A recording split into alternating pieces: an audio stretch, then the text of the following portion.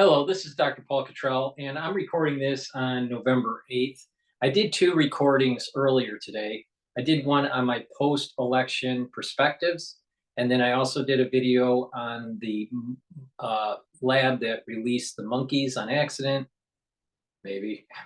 And, I gave you my perspectives on that. So please look at those videos. Please help support my work by donating. You can donate on my homepage and my website, the-studio-reykjavik.com. You can donate through Stripe, PayPal, or buy me a coffee. You can be a paid member to my Patreon channel. All the links are in the description of this video.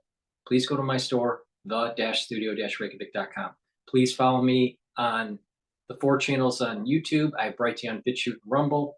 Make sure you follow me on all the channels because I do get censored on YouTube. Follow me on X. I have 2 channels on X. I have 1 on GETTR, so please follow me there. And I also opened up a new channel on TikTok, so you can follow me on TikTok. You can listen to podcasts on Podomatic or on Apple Podcasts.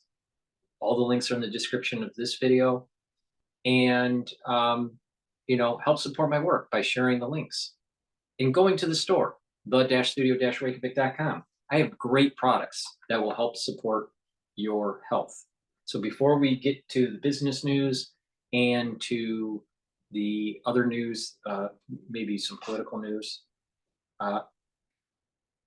let's talk about some products that I have. The-studio-reykjavik.com. I have structural nanosilver toothpaste. This toothpaste will whiten your teeth, freshen your breath, neutralize pathogens, maintain a good gum line, improve your oral health, your oral hygiene. And by having good oral hygiene, you're going to mitigate cardiovascular disease and valvular disease. This is a very high quality toothpaste. It's made from structural nanosilver. Please go to my store, the-studio-reykjavik.com, the-studio-reykjavik.com, and get this great toothpaste. It's a very high quality toothpaste, has no fluoride in it. So please go to my store, get a few tubes of this toothpaste for your household. You're going to need it. I also have structural nanosilver gel. This structural nanosilver gel is dual purpose. It'll help to heal wounds. It'll also can be used as a daily skincare product, and it will help to neutralize pathogens. Put it on your hands, around your mouth, around your nose, around your eyes, around your ears. Lightly coat your nostrils. It'll neutralize pathogens. Great during the cold season. Get a couple tubes for your household, and use this on a regular basis to neutralize pathogens. Please go to my store, the-studio-reykjavik.com. Link is in the description of this video, and get the structural nanosilver gel. I also have, because we're in the cold season, it's really important to take drops and lozenges. So I have it in blueberry drops. This is made from structural nanosilver also. The whole idea is that once you have an irritation, you want to neutralize that irritation, neutralize that pathogen, and get the secretions to maintain that mucosal barrier. By maintaining that mucosal barrier, you're reducing the chances of further infection. Really important to do right when you start getting an irritation in your throat. I have it in drops and in lozenges. The drops are smaller. The drops are in 100 count. You can get it in blueberry. You can also get it in cherry and in honey and lemon. All right. So please go to my store and get the drops, or you can, or you can also get the lozenges. The lozenges are a little larger. It's in a 21 count. The Manuka honey is what I have in stock. Very high quality lozenges and drops. Get a few bags for your household. During the cold season, use them, mitigate, neutralize that pathogen, maintain that mucosal barrier, and you're reducing further infection, the chances of further infection. Please go to my store, the-studio-reykjavik.com, and get the drops and the lozenges for your household. It's really important. The moment you have that irritation, take the lozenges and the drops. With that said, I want to go to Bloomberg and listen to what they have to say right now. Intelligence talking to us about what to expect in the next administration of President-elect Donald Trump. This is Bloomberg. Oh, okay, so they're going to advertise here. So with that, let me take a look at what's going on in some of the other news. Yeah, let's Trump announced his chief of staff. So let's see CNN's reaction to that. What if I told you that 80% of your results come from just 20% of your efforts?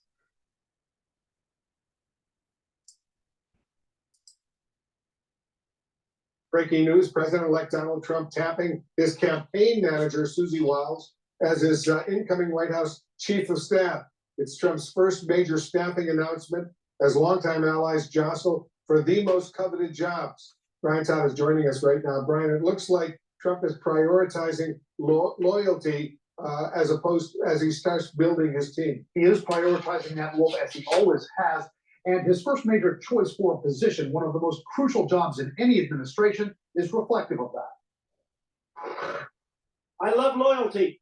Donald Trump's first pick for his new administration is a testament to his value of true loyalty. Susie likes to stay in the background. She's not in the background. Susie Wilds, Trump's co-campaign manager for 2024, who's just been named White House chief of staff, is called, quote, tough, smart, and innovative by her boss, and has been praised for running an efficient campaign. You want somebody ideally who knows you, who understands you, who can give you good advice, but who can also implement well, who can carry out directions. I think it's really important that resources were stretched thin for the Trump campaign. Harris had a lot more dollar resources available to her, all right, than Trump. So having someone that knows how to get things done with limited resources, I think is a really positive thing, especially when you want to truncate government. To be that type of person. A source says Wiles told Trump she would only take the job if she could have more control over who could reach him in the Oval Office. Hello, everybody. As for the public face of the Trump administration, Caroline Levitt, who was Trump's campaign spokeswoman, is said to be in strong consideration for the significant job of White House press secretary.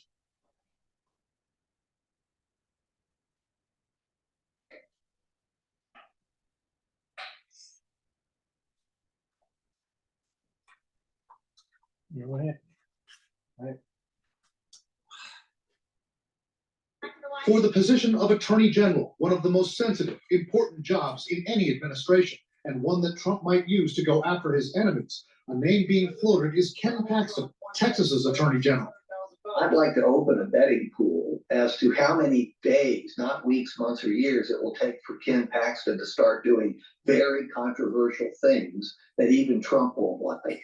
Like Trump, Paxton has been both indicted and impeached. Paxton was acquitted by the Texas State Senate for alleged retribution against whistleblowers, interference in federal investigations, and inappropriate favors done for donors. For Secretary of State, a key national security position, Trump's reportedly thinking of Florida Senator Marco Rubio, who's hawkish toward China and was a finalist to be Trump's running mate.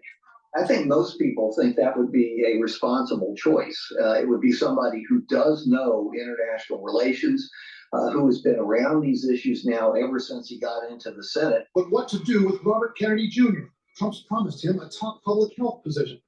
But Trump advisors tell CNN Kennedy's already caused headaches for the Trump team, like an interview he did with MSNBC just hours after Trump's victory speech. There are entire departments, like the nutrition departments at FDA, that have to go. RFK Jr., if he has the president's ear, could put in place anti-vaxxers, anti-fluoride people above scientists. Meanwhile, regarding billionaire Elon Musk, who might lead a team in the Trump administration that's dedicated to cutting the size and budget of the federal government, a source familiar with the conversations around Musk tells CNN it seems unlikely that he would want a full-time government position, given what that would mean for the companies he owns, X, Tesla, and SpaceX. We'll see what happens with Elon Musk. It's just down the road. All right, thanks very much, Brian Todd. Our political experts are here with me in the Situation Room, and Jeff Zeleny. The choice of Susie Wilds to become the White House chief of staff. She's the campaign manager. She did very well, very impressive. What does this signal? it signals that the president-elect is ready to get started, and he knows his way around the job this time around considerably more than 4 years ago. 4 years ago, when he was, or 8 years ago, excuse me, when he was being elected, he was coming from private business, from Trump Tower. Now he'll be coming to the Oval Office. He knows what he wants. He knows the people around him. And Susie Wilds is sort of a singular figure, I would say, in the former president's and president-elect's rise. I cannot think of a person who's had as much a discipline. She has respect both inside and outside. She's someone who has not worked directly in Washington. She has a lot of longstanding Washington relationships at several firms in town, as Brian knows well, but she also has goodwill.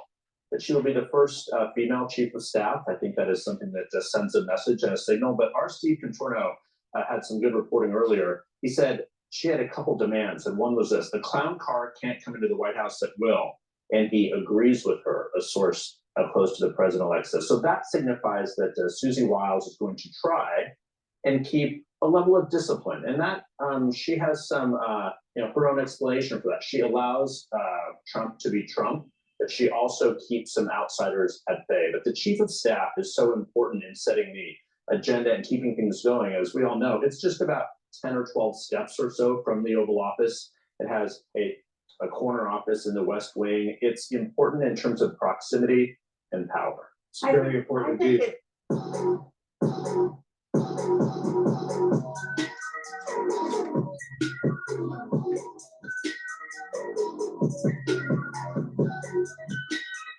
And power. It's very important indeed. I think it's really important that she set out these parameters and said in advance, I will do this, but I have to be able to control access. And this was a problem that other chiefs of staff, most notably Kelly, complained about, because Trump had this open door policy and anybody could just wander in. And I think it shows a certain amount of discipline that she's going to try and enact inside the White House. Brian Lanza, you worked with. Now, I listened to the audiobook of Kushner's memoir and also Pompeo's memoir. There was a common theme in it.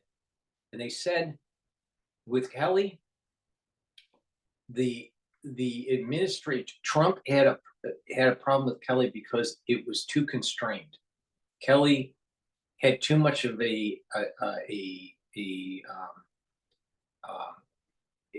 too much of a command and too much of a control of the calendar, and not allowing a free flow of information from his staff members to Trump. And he was like the gatekeeper. Before Kelly, Trump was able to, he does better in chaos, not in like a very consistent, very calm situation. All right. Some people just work better in a chaotic environment. But Trump was complaining that there's no action, there's no activity. And it was because of Kelly. So, maybe there needs to be a middle ground. But over controlling his schedule and not allowing a free flow of information coming in may be detrimental to the Trump administration if you over control. So I think a lesson learned from what Pompeo said, independent of what people think of Pompeo, and a lesson learned from what Kushner said in his memoir. You don't want to over constrain the scheduling for Trump and preventing people to freely flow in and out, because he works better with that environment. But let's see. I mean, I think there is a lesson learned from what they were saying in Kelly was not good for the Trump administration at all. So when CNN is like saying, well, that's good for Trump, to control him, and Kelly needed to do that too. Well, that's not what Pompeo and Kushner was saying.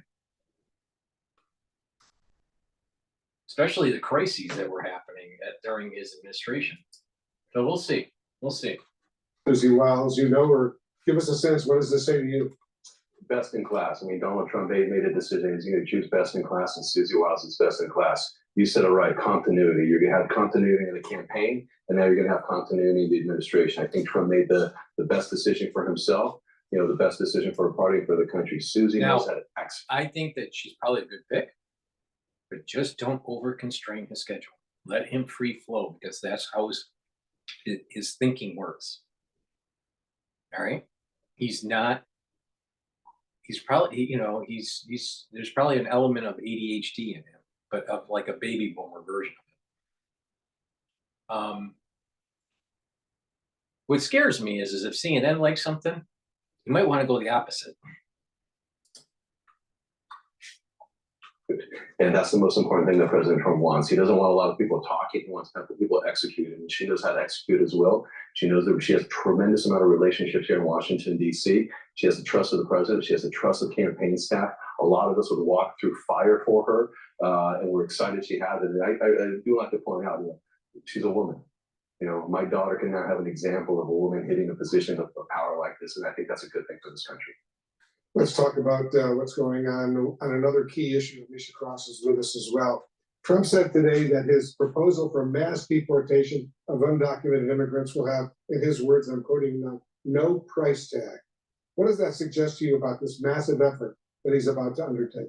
That he doesn't know how the system works. I do think that Donald Trump is going to go outside of all things civil rights. He's going to go outside of all things justice to try to come through on a campaign promise. He wants to make sure that he is a— Sorry, honey. The president of the United States is the commander in chief. What that basically means is if he thinks if he thinks that it's a national security issue, he can do whatever the fuck he wants. eradicating the undocumented population. He is not just speaking about new arrivals. He's talking also about people who've been in this country for the past 20, 30, 40 years.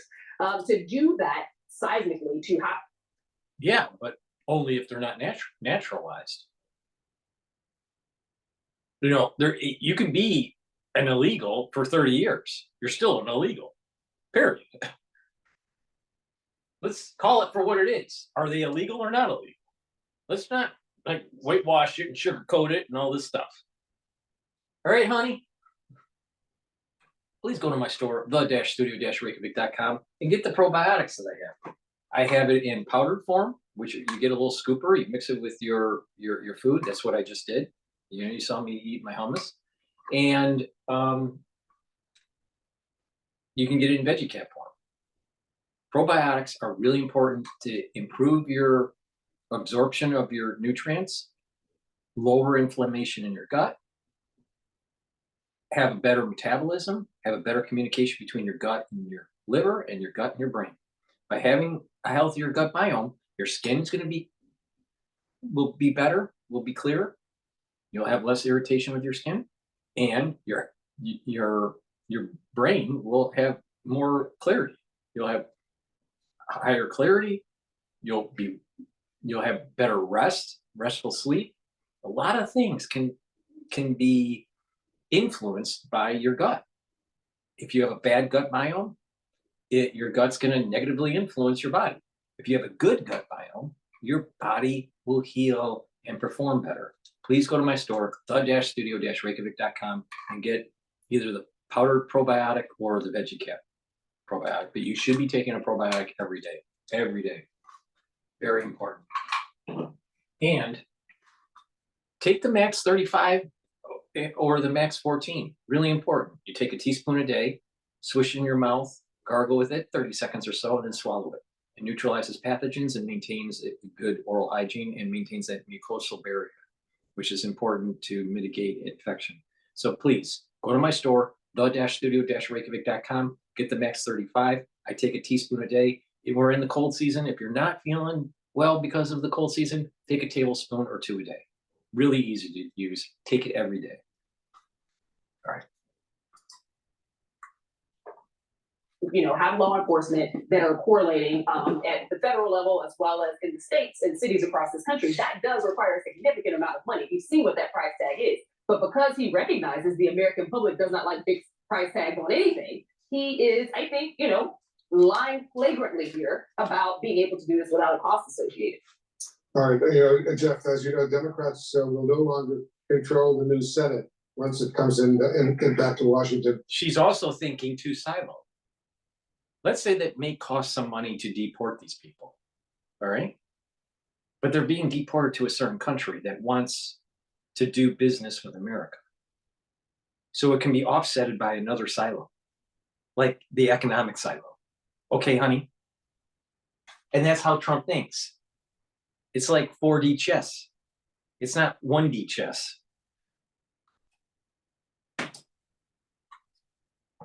House potentially remains in play right now, but do the Democrats really have the ability, assuming the House stays Republican, do the Democrats have any ability to affect real policy? No, I mean, not if the House is in Republican control. It obviously depends what the margins are. I mean, the margins in the House, regardless, will be slim. So as long as the House stays unified, which is always an open question, of course, but Democrats will have limited policy control in both chambers. However, in the Senate, it still requires 60 votes on some things, and Republicans will not have 60 votes. But I think now let's just assume that they're not, but let's just assume the Democrats won the Senate and the House. They would be all gleefully in that they could circumvent all of Trump's policies, or because they're so anti-Trump. But because of the Republican Party, looks like they're, they have the Senate and the House. All right. It's not official yet, but it looks like it. They're kind of like, well, the Democrats don't have as much control. They're not so gleeful. It is so obvious that CNN is pro-Democrat. They're not pro-news. They're pro-Democrat. That's the problem. And that's the reason why Trump won. Or one of the reasons is the biased media. Poll searching that is underway right now in the Democratic Party. It's not unique to Democrats. It happened in Republicans over the years. I'm thinking back to when Barack Obama was reelected in 2012, and Republicans were talking about we need to do an autopsy and figure out really how to rebuild the party. Parties get rebuilt on personalities and people we may not even be thinking about now. But for the short term, Democrats will have to make a decision if they're going to be part of the resistance, or some may find some need to cooperate on some things. I think Senator Schumer has already said we'll work in a bipartisan way on some things. But look, Democrats now, particularly if they don't control the House, which it looks like they won't, but we will see a lot of seats still must come in. They're in the wilderness for a minute. Well, they're going to be in the wilderness for a while, and they need to go to the couch and sort of try and figure out what went wrong in this election. And because I was talking to a Democratic pollster who said, look, this is what you would call a rolling realignment in this country, and it is based on class. And the Democrats, the roles have been switched. The Republicans used to be the party of the elites. That's not the case anymore.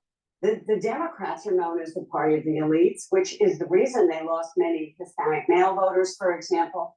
And this is a huge issue for them. It wasn't a message problem or a messenger problem per se. If they have a problem with voters in this country, and they have to figure out where they want to work on, say, immigration reform, and where they don't want to work with the Republicans. I mean, they have to figure out where they stand on a bunch of stuff and get their act together, to be honest. I agree with certain parts of that, but I don't think that this was as much of a messaging problem as some people are trying to make it out to be, as much as it is a policy not meeting where people are conversation. Because if you're going to say that the Democrats were not the party of the working class or have abandoned them, which I've heard several working class people say, then I question how or why there is no connection between all of the union and workers' rights that were granted during the Biden-Harris administration. Why, when you have a president who is fighting for a living wage, fighting for a higher minimum wage, why, when you have somebody who is, as of today, there was an announcement about SNAP benefits being expanded for people who are on college campuses because a lot of them can't afford to eat.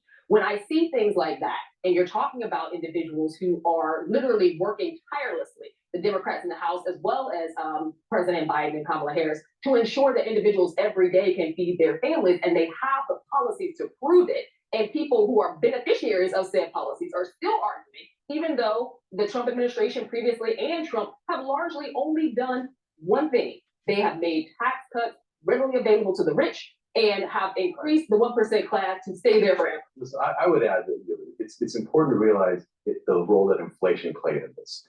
So what is ClickUp? ClickUp is an all-in-one productivity software where you can manage everything and anything related to your work, your documents, the role that inflation played in this. Yeah. Inflation played a huge role. It clouded everybody's judgment. It changed people the way they think. You know, when a mother can't feed their child, they don't care about anything else. And so I think the Democratic Party, you know, the Democratic Party, Bill Clinton was very strong. The Democratic Party of Barack Obama was really strong. You can't say that about Joe Biden, but they focused on bread and butter issues. This coalition of Joe Biden got broader than it should have been, and they didn't know how to say no to certain Just when Donald constituencies. Trump was in office, I do recall, it was the Thanksgiving before he left. The man was about to cut food stamps. So if we're talking about people who are taking food out of families' mouths that need to eat, he was leading that charge. No, and voters made a decision that the inflation that has bankrupted them, the inflation that has caused them to max out their credit cards, the inflation that's caused them to wipe their savings, sort of clouded everything. Well, they didn't And feel it, and there wasn't a good enough explanation about what happened, why, And and she didn't want to change anything. what you're gonna do, right? There was change no this. separate. People need to get to the root cause of why people are having problems not being able to feed their family. And that's because the opportunities were diminished under Democratic policies. Boom.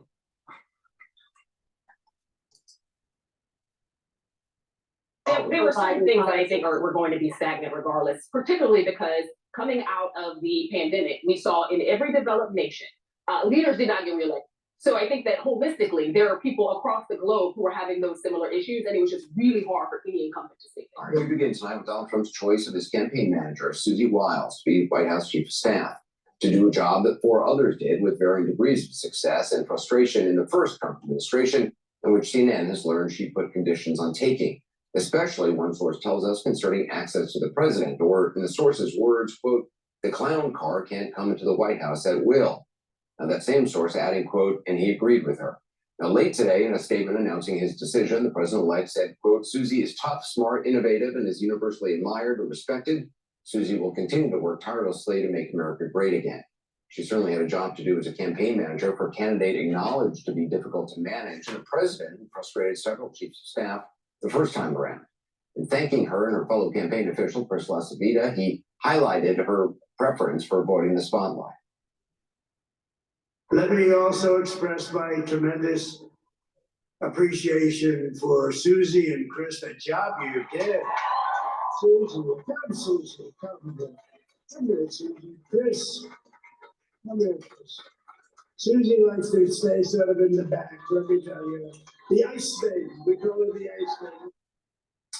Susie Wilds is the first of many people who will be chosen to serve in the second Trump administration that critics and supporters alike say will differ from the first, something that Donald Trump Jr. underscored today while saying he need to have a role in this selection process. I'm going to be heavily involved on the transition.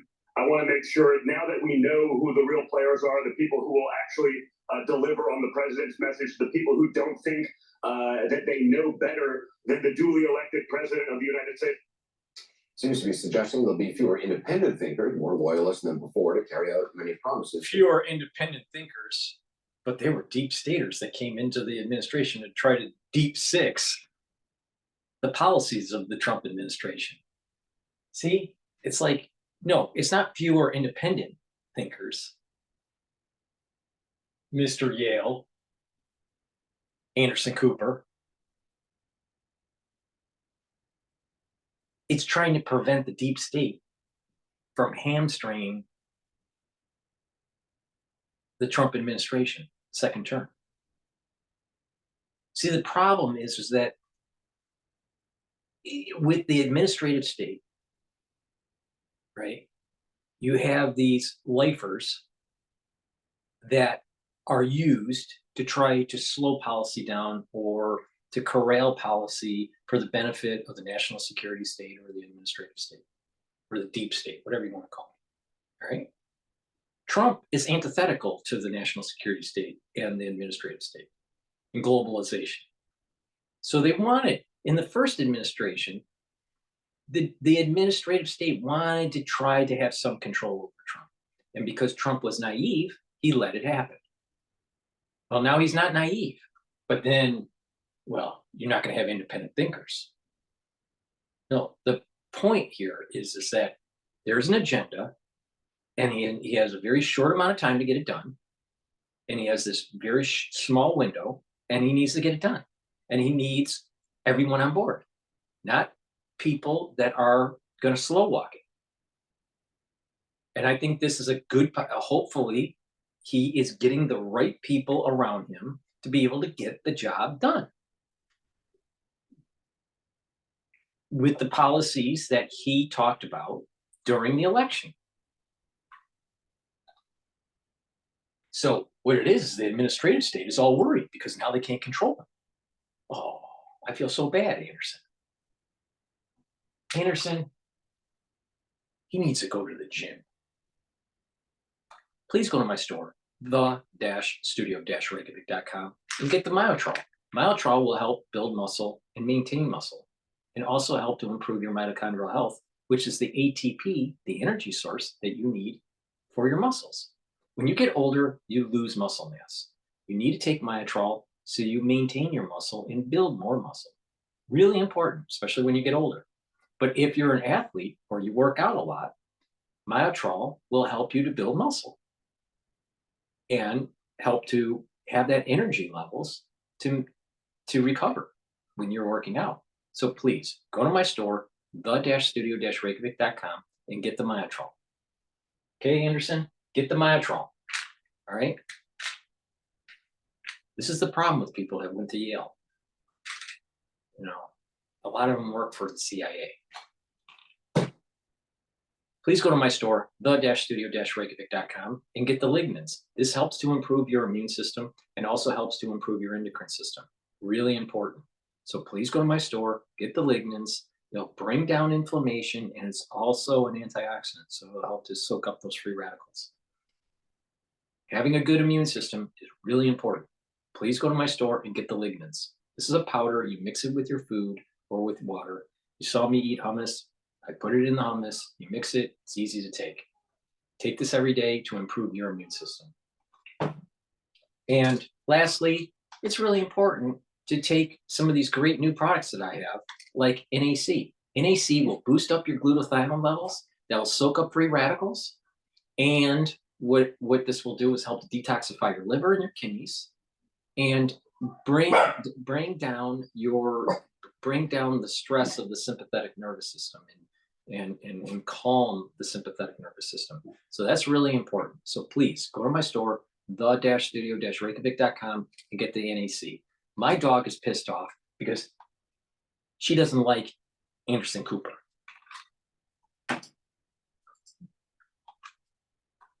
Being on the campaign trail. On day one, I will launch the largest deportation program in American history.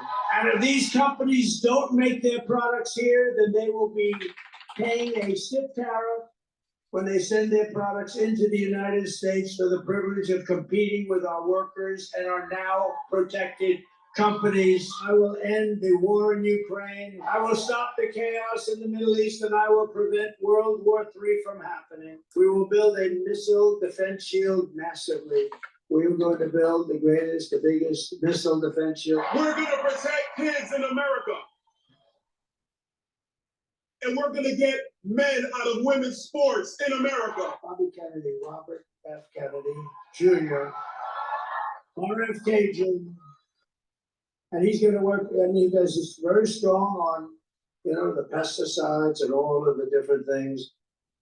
We'll talk more tonight about how he plans to deliver on some of that and some of the repercussions if he does, especially on his deportation plans. First, though, more on the chief of staff appointment of CNN's Kristen Holmes. So what should people know about Susie Wilds? Well, Susie Wilds is a Trump loyalist. She is one of the only people, Anderson, who stuck by his side after he left Washington in disgrace in 2021. She came to work for him, and she really stuck with him throughout the entire campaign. She served as de facto chief of staff after his first term. I was there on election night when he threw a fit because this is a 2022, excuse me, because none of his candidates won. She was by his side then. She was by his side when he announced his candidacy shortly afterwards, and she has remained by his side. And I do think one of the important things to point out here is that quote that our colleague Steve Contorno got from someone who was an ally of Susie Wilds about the clown car, because that is something that she did and did well on the campaign. One of Susie's mottos when she talks to people close to her is that she can't control Donald Trump, and she understands that, but she can control everything around him. And that means access to the former president, now president-elect. And that is clearly something that she is going to do in the White House. They believe she did this well. It was keeping controversial figures away from Donald Trump. Obviously, she couldn't always do it, but it was trying to keep the chaos around him, who is a chaotic person, to a minimum. Now, this is really setting the tone for the entire administration, because it is clear that she is someone who is taken seriously in Republican circles, particularly not just the MAGA side of things, but also the establishment side. People respect Susie Wilds. So this is really giving you an indication of where this is going to go. But first and foremost, Anderson, the thing that she cares about most is the fact that she was loyal to him. Yeah, and who are some of the other people being talked about? Yep, you guessed it. Another talking head ad where somebody's talking about people making hundreds or even thousands per month using nothing but their computer. Let me guess. Yeah, and who are some of the other people being talked about for high-profile jobs? Yeah, there's quite a long list here. And again, I want to just make sure that we're being clear that there's going to be a lot of jockeying and these positions are going to roll out. We know some of them might come as early as this week, but these names are just some of the names that are being floated around. So for Secretary of State, one big one, Senator Marco Rubio. This has been floating around since he didn't get vice president. One thing to note, Don Jr., top advisor to Donald Trump, his father, lashed out at Marco Rubio, had some really nasty things to say when he was up for vice president. So we'll see how that plays out. Next, Attorney General, which is going to be one of the most important positions in Donald Trump's administration, because Donald Trump wants to control the Justice Department. Ken Paxton, the Texas Attorney General, is on that list. Mike Lee also on that list. I also want to add one name we don't have on this one, but it's John Ratcliffe, the former Director of National Intelligence. These are all names floating around. Elon Musk, he is up for some kind of government efficiency advisor. One thing to note about that, Donald Trump has joked about the fact that Elon Musk will not join the government. He doesn't want to get rid of any of his properties and any of his companies. He doesn't want to have to divest. We are told that this is likely going to be a workaround for Elon Musk in some kind of form of a committee or advisor role. Now, obviously, Robert F. Kennedy Jr., we're very interested in that. A public health advisor, likely. We'll see how this all plays out. We know that RFK has been talking about how he wants to be potentially a secretary. Elise Stefanik for UN ambassador, that's one that I'm told she's already met with the heads of the transition team, and potentially Carolyn Levitt for press secretary. So this is moving fast as he named Susie Wilds today. We'll see what the next position he puts forward is. All right, Kristen Holmes, thanks. Joining us now is Republican strategist from Michael Singleton, CNN senior political commentator David Axelrod, journalist Gretchen Carlson, co-founder of Lift Our Voices, and Sabrina Rodriguez, national political reporter for for the Washington Post. David, what do you make of the pick for chief of staff? Look, I've said many times here during the course of this campaign that Donald Trump had, that the Trump campaign, they had a rational campaign and an irrational candidate. And she kept the campaign, she and Chris LaCivita kept the campaign on track. And they did, to a large degree, keep the clown car away. It's tougher in some ways in Washington, but talk about that. I mean, the role of the chief of staff, you saw this obviously in the White House yourself and with the Obama administration. There were in the former Trump administration, there were, meetings with some of the. Well, my guess is the one thing she's going to do is try to tightly control who goes into that Oval Office, and so that it's not people can't wander in and influence things without her knowledge, and that's going to be very important. I mean, a chief of staff, if a chief of staff is empowered, can be really, really important in terms of the paper flow to the president, the people that the president sees, the decision tree. It can be very, very important. But I'll tell you this, chief of staff is very effective if the feeling around Washington is that chief of staff has the confidence of the president. And the fact that they've developed this close relationship, very important. Sure, Michael, as a Republican, what do you think of this? Yeah, I'm excited about it. I mean, I've known Susie Wilds for a very, very long time. And there are people who are not necessarily pro-Trump, but who are pro Susie Wilds, because to them, this signals that the second coming of Trump presidency is going to be very different. I mean, she's a trusted thinker. She has several decades of political experience, and she is someone who can prioritize and manage an operation. And David, you know this very well. That's going to be critical to David's point of controlling the flow of information and access to the former president. And having someone that he trusts who can sort of set up those guardrails will be critical to making sure that whatever types of judgment calls that are made, the best advisors are getting to him first, not anyone else. So I feel very confident about how this is shaping up so far. Controlling, though, I mean, obviously Donald Trump is a unique figure in American politics, and given what we've seen, I mean, there's only so much one can do, I would imagine. Well, she obviously was doing something right because she's lasted a long time with him. And the idea that she was as disciplined with him as possible. I mean, I'm thinking about Laura Loomer, who, you know, was with him during the 9/11 ceremonies, which was not a good look. And she probably wasn't happy about that.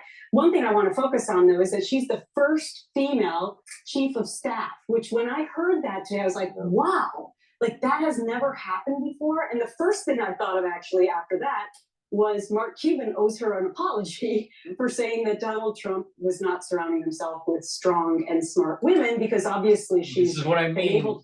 This is what I mean. The ultra-liberal agenda, the ultra-lib agenda is going to eat itself, because throughout the Trump administration, he's going to show them that they were wrong.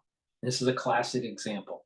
Please go to my store, the-studio-reykjavik.com, and get the structural nano silver soaps that I have. This one happens to be lemongrass, but I have 5 different varieties. So please go to my store, the-studio-reykjavik.com, and get these very high quality structural nano silver soaps.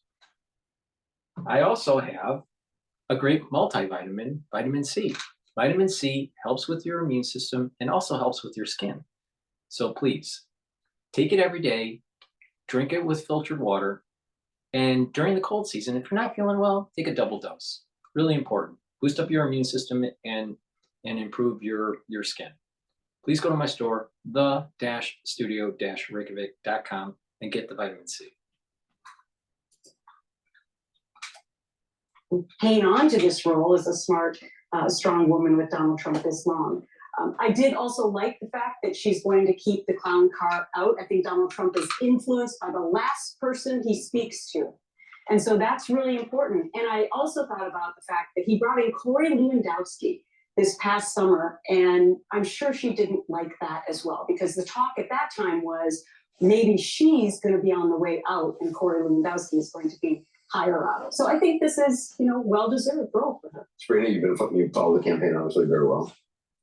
I think it's, for me, what's going to be interesting is seeing voter reactions to this. I think voters are less concerned about who exactly are the people that are going to be executing the policy. What they want to see is Donald Trump come into office on day one and do the things that he promised he was going to do. And a lot of these things are very lofty, ambitious plans. I mean, to execute the largest mass deportation effort in U.S. history is going to require a lot of coordination. And we know from, extensive reporting that behind the scenes, Trump allies have been planning for this for a while. So really, it's a question of watching him set up things in the next few months to be able to start implementing those things on day one. In terms of selecting people, David, in a new administration, what is that process generally like?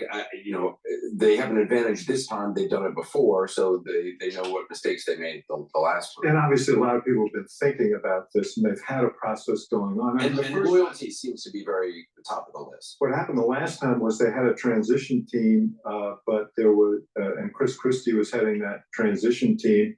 He had differences, or Jared Kushner had differences with him, and took his transition report and threw it in the garbage. It was obviously this it's a little more orderly, and now that she's empowered as the chief of staff, you'd think that she is going to play an even larger role in this. One thing we should mention, this will mean nothing to you, Anderson, but a lot of people will know this. Pat Summerall was her father, who was a great football player and kicker and broadcaster, so she's been around blocking and tackling all her life. That would be useful. Is it Michael, you heard Donald Trump Jr. saying he's going to be very involved in sort of looking over the vetting process, the hiring process. Loyalty, clearly they feel that they had people around the president, then President Trump the last time, who were trying to kind of control his impulses. It seems like they don't want that same type of person I mean, I around. think Susie Wilds is gonna try to do a little bit of that, but I think, look, he's the president. You want individuals who are going to serve the president and serve him well. I was a part of the transition team in 2016 when Dr. Carson went to HUD. I'm very familiar with that process.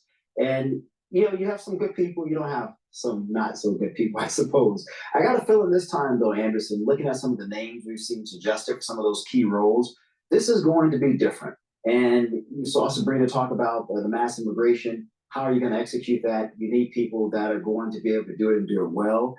What is that going to look like? Who are you choosing? I mean, there are a lot of complexities there. And I think if you're looking at this from Trump's perspective, you're looking at the first 60 to 90 days, not only immigration, but also the economy.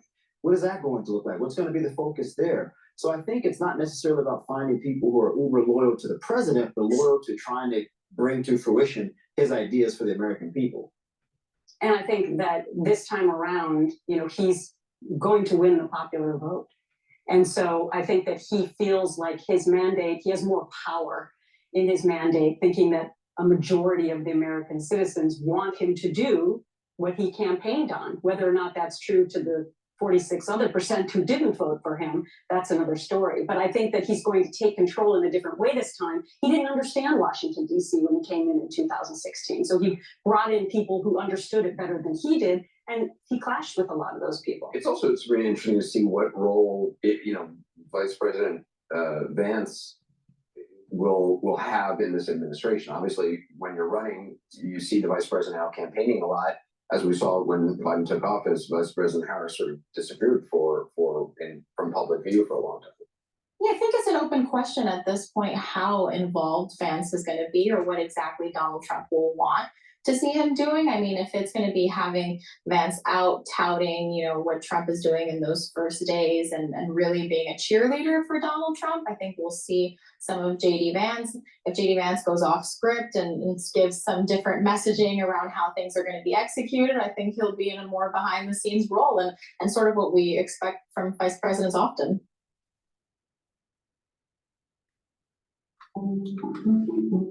The powerful Miele range, built for a totally new kitchen experience. Whether you use it. Let's drop into Trump. No. Bloomberg. Bloomberg looks like they're going on advertising here. Okay. Fox News here. Boom. Meanwhile, the DOJ is looking to wind down President Trump's 2 federal criminal cases ahead of his inauguration on January 20th. Long-standing policy prevents DOJ attorneys from prosecuting a sitting president. Special counsel Jack Smith could potentially write a report on his findings instead. The Wall Street Journal editorial board out with a piece writing this: voters rejected Smith's prosecutions of Trump. Meanwhile, Manhattan Supreme Court Justice Juan Merchan also reportedly considering tossing out former President Trump's felony conviction. He's expected to make the decision by next week. Trump's Georgia case still remains in limbo with no trial date set. However, Fulton County District Attorney Fonnie Willis won re-election this week. Joining me now is George Washington University law professor Jonathan Turley. He is also a Fox News contributor, constitutional law expert, and the author of The Indispensable Right. Jonathan, great to see you. Thanks so much for joining me this morning. Thank you, Maria. Give us your take on all of this. I mean, I guess the thinking is the president, a sitting president, has to focus on the American people and not be thinking about other things personal to him. I understand the DOJ winding these things down, but what about the rest? What is your take here?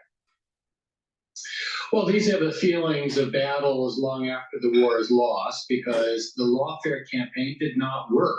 Even people at other networks and liberal commentators criticized some of these cases, like the one in Manhattan, that selective prosecution is unfounded and unprecedented in how it was used against the president-elect. And the question now is, what are these prosecutors going to do about it? Their cases are floating around like the Flying Dutchman without a court of call. And the answer to that we sort of know with regard to special counsel Jack Smith. He became a lame duck prosecutor at about 2:30 a.m. last Wednesday.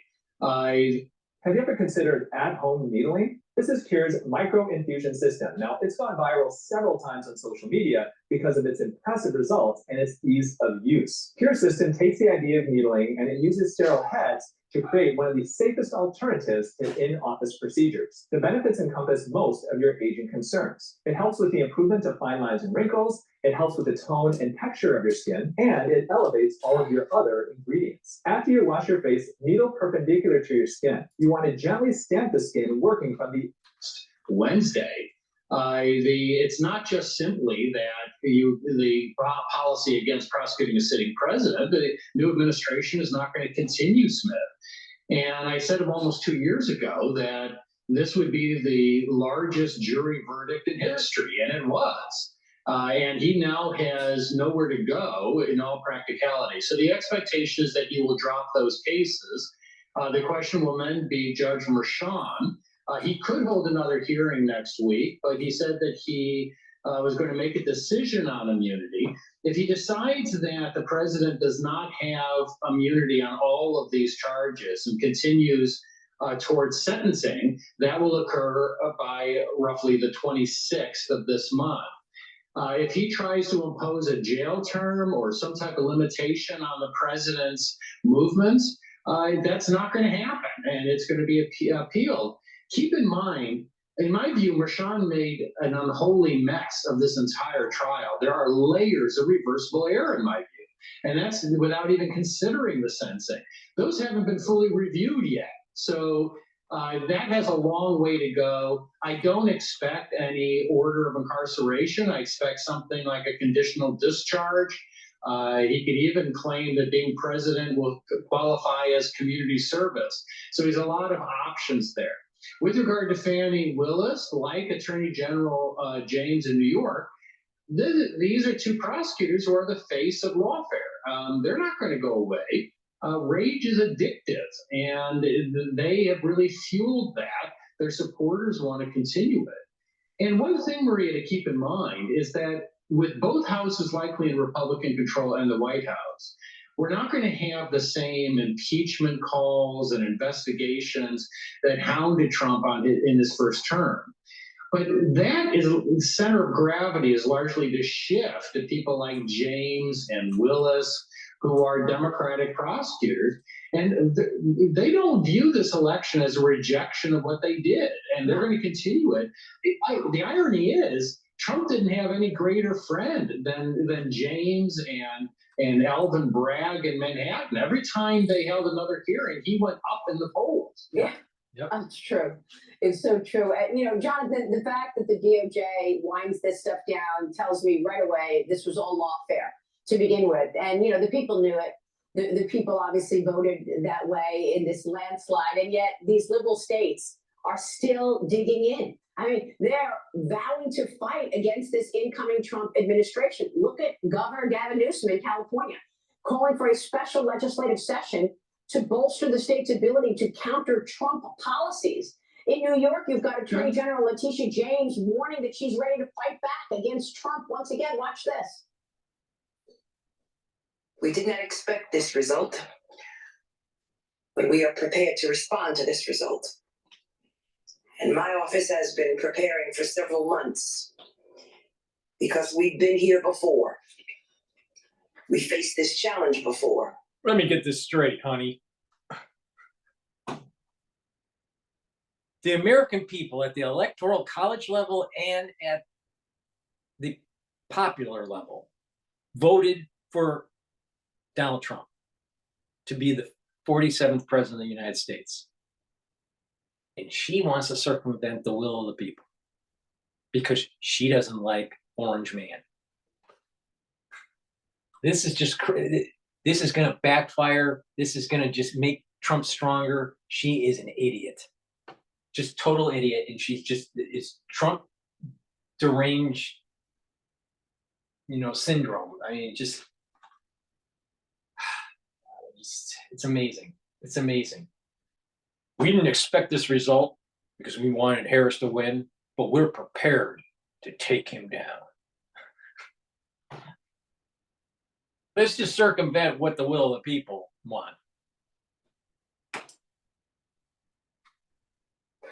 And we use the rule of law to fight back. And we are prepared to fight back once again. I mean, Jonathan, this is just outrageous. New Jersey Governor Phil Murphy and Illinois Governor J.D. Pritzker, same thing, vowing to fight against Trump as if anybody is planning to go after the people of New Jersey and Illinois. Your reaction? Well, I watched the James press conference, which was insufferable, but it was also delusional. I mean, you had this attorney general acting like everything's going great when she had such a huge role in this reelection. It was because of her lawfare that repelled many of the voters. Many of these voters don't particularly like Donald Trump, but they hated what was being done through lawfare and limiting free speech and all these other measures. The new Bearskin Hoodie 4.0 claims to be the most advanced, waterproof tactical hoodie ever made. Speech and all these other measures. As for these governors, the man's not even in office yet. And you've got Pritzker saying they'll have to come through me. And this type of chest pounding is going to become more and more. I want to go to Bloomberg. I want to go to Bloomberg because they're interviewing Wasserman.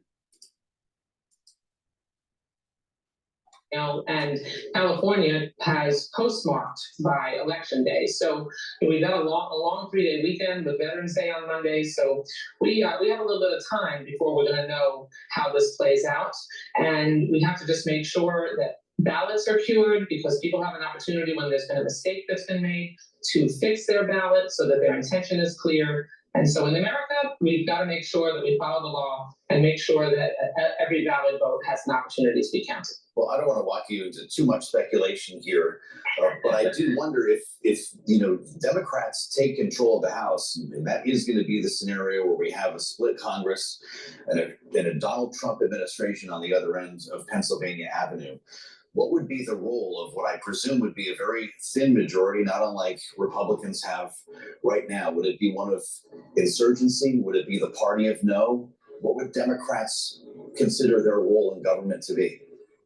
Well, we do have an opportunity to serve in the majority, as you said. It would be with a slim majority, and that's the situation that the Republicans have now. Regardless, it would be a slim majority either way. We've had a lot of success as Democrats in the minority, with the Republicans only having a 5 and then a 4-seat majority, and being able to make sure that we were the party of normalcy.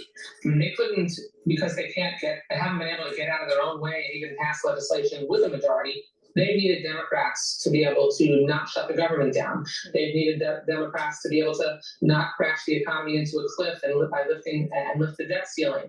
We've had so many things that have happened as a result of Democrats being team normal because Republicans were team extreme. That will particularly be important with Donald Trump in the White House. And if we have the majority, we're going to need to make sure that we are the backstop to stop mass deportations, to stop him from, bringing to a screeching halt all of the progress we've been able to make. Well, on the subject of Donald Trump, Congresswoman, we are getting some breaking news just crossing the wire here. The U.S. Special Counsel Jack Smith has officially asked the courts to pause the prosecution against Donald Trump. He will announce plans for Trump's case by December 2nd. Keeping in mind here, there were 2 federal cases against Donald Trump, 2 indictments, one in Washington, D.C., related to results of the 2020 election and the attempt to subvert them. Another in your state of Florida, the classified documents case, Congresswoman. Largely, this move from Jack Smith was expected. The DOJ has a policy that says a president of the United States shouldn't be prosecuted, but I do wonder your reaction to this news, keeping in mind already he has become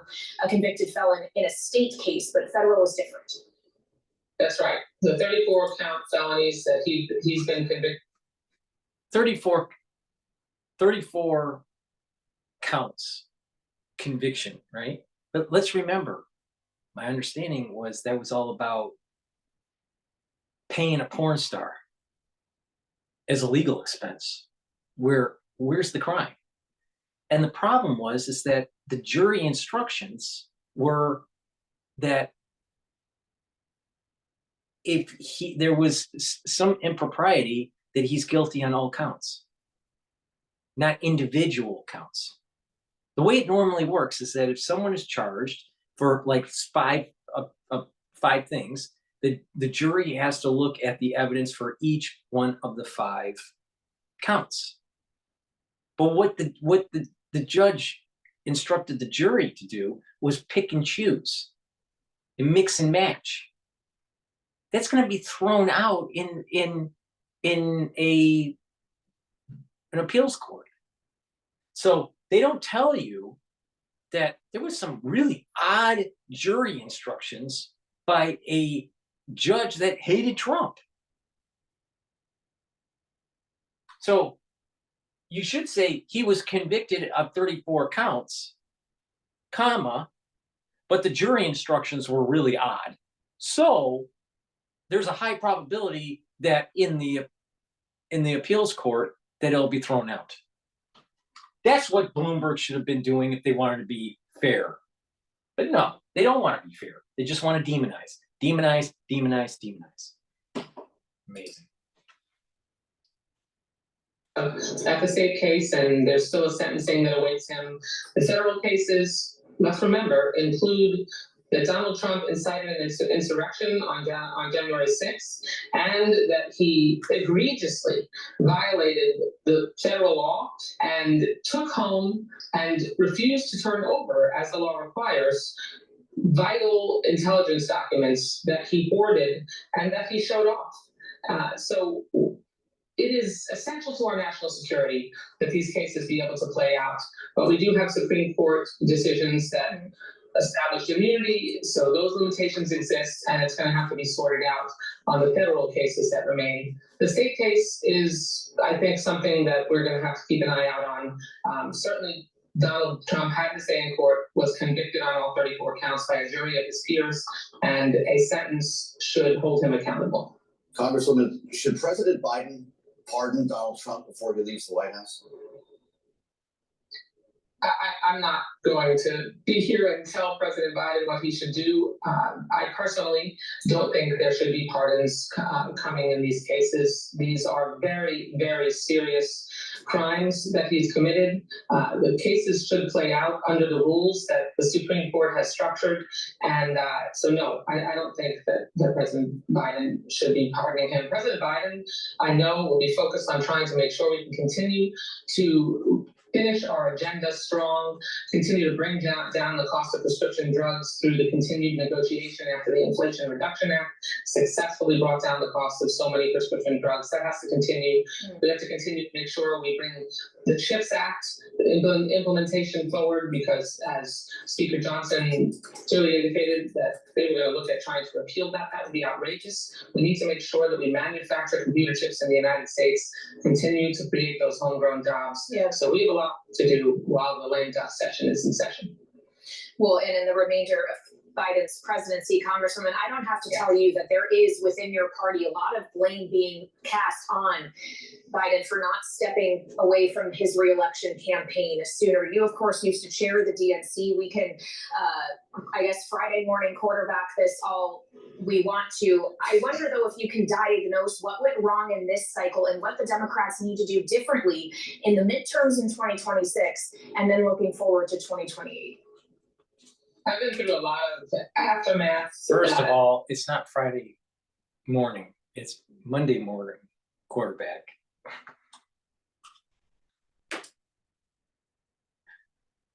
Analyses in post-election losses, and one thing that we need to not do is finger point. The blame game is inappropriate. Look, we have to face some hard realities here. We had tremendous accomplishments under President Biden. We have the strongest economy in the globe post-COVID, but we failed to connect, obviously, with a lot of key constituencies that were previously supportive of Democrats. And we've got some work to do that I know we're going to come together as a family and focus on under Hakeem Jeffries' remarkable leadership, whether he is the minority leader or the Speaker of the House of Representatives, and I still think that's possible. We need to come together with our other Democratic leaders on the leadership team that I'm proud to be a member of and do an analysis. And we have to make sure that we focus on the priorities of the American people, that the diffuse communications system that exists today made it unable for us to penetrate. We have to make sure people know we understand the challenges that they face. When I was on the campaign trail, Kaylee, I still hear from people about the price of groceries. We cannot let grocery companies not pass on savings that they are clearly feeling in the retail, at the retail level. And we have to make sure that we're listening to people and responding about the impact of the remaining dregs of inflation that still exists. Congresswoman Kaylee recalls your time when you chaired the DNC, and we all remember shortly after 2012, the autopsy that the Republican National Committee put forth. It was a 100-page report. Remember, Reince Priebus said, we're going to put our cards face up on the table and better appeal to Latino American voters. That was part of the outcome of this election, that in some cases, Latinos broke for Trump. And I wonder your thoughts on why. We only have a couple of minutes. I don't want to set you up here for too much of a dissertation, but what would your autopsy say today? I represent a very large Hispanic constituency in my congressional district, and that outreach is absolutely critical. I wouldn't say that the Republicans under Trump have done such a good job allowing someone to call the island of Puerto Rico a floating island of garbage right before Election Day. Probably wasn't the best way to show that they support Hispanics, but we have to recognize Hispanics are a multi-ethnic population. They can't be treated as one size fits all, and you can't only talk to them near an election. And that's something that we have to get to work on. And we have to make sure that we're talking to them about their priorities, the economy, education, healthcare. That's top of the list. And then we also obviously have to deal with immigration challenges and some of the other things that are illegal is illegal. And more uniquely specific to the Hispanic community as well. We're going to do that and more. Congresswoman, great to have you back. Debbie Wasserman Schultz of Florida, appreciate the conversation and have a great weekend. Kaylee, with breaking news today, this is going to be one of these days with races breaking and news on the transition with more headlines crossing this terminal. Yeah, again, the special counsel Jack Smith asking the court to pause the prosecution against Donald Trump. Jack Smith, of course, overseeing the 2 federal cases against Donald Trump. The state cases are another matter. As we discussed with the congresswoman, he's already a convicted felon based off of the state case in New York around falsifying business records. But his team is also pushing for the other state case. The racket. He pays his lawyer to pay a porn star. His lawyer gives him a bill. He books it as a legal expense. How is that falsifying document? I'm telling you, he's going to win in the appeals court. So, it's just, they only tell you, they don't tell you the full story, and how the jury instructions were really strange. I want Bloomberg to bring a lawyer on and explain the jury instructions of that case. And that's where the problem is, because the jury was instructed to convict.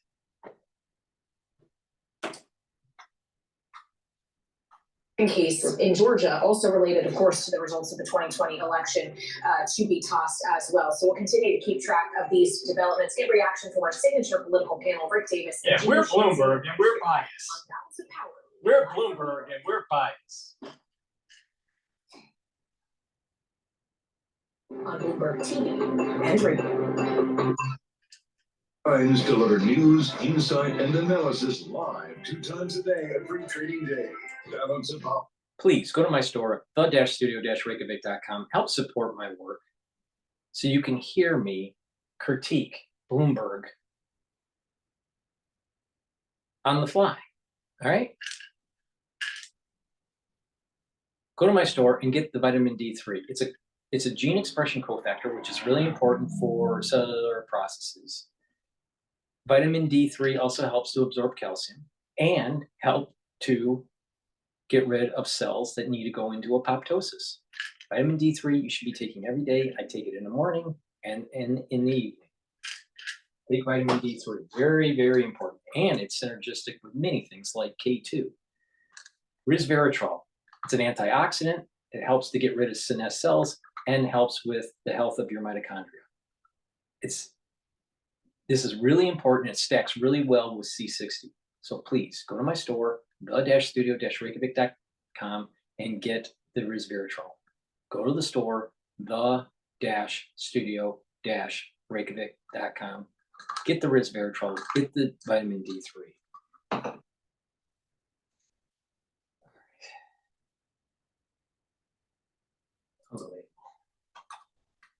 Yeah, I guess I'll be making a filing on December 2nd. Kind of an anticlimactic finish, it appears to be, for this massive effort that Jack Smith put together in these two cases. And we're joined right now on this breaking news by Bloomberg legal reporter Eric Larson, who's been covering this since the very beginning. Eric, this is how it ends. Yeah, I mean, we will see what the judge says, but the writing was on the wall as soon as Trump won the election. And just a few days ago, of course, we learned that the Justice Department was already looking into ways to make these two cases go away. And of course, it is a result of this Justice Department, longstanding Justice Department policy that you can't prosecute a sitting president. Of course, Trump is not president yet, but they want to get these cases, I think, out of the way before his inauguration, and this is the first step in doing it. Well, of course, it's too late for one case against Donald Trump already, Eric. In the falsifying business records case here in New York, he already was convicted on all 34 felony counts, making him a convicted felon. He's supposed to be convicted, or rather sentenced in that case on November 26th, just a few weeks from now. Is that still going to happen? Well, as of right now, that date is still on the books. But you can expect that Trump's lawyers are going to make a strong push to prevent this sentencing from going forward.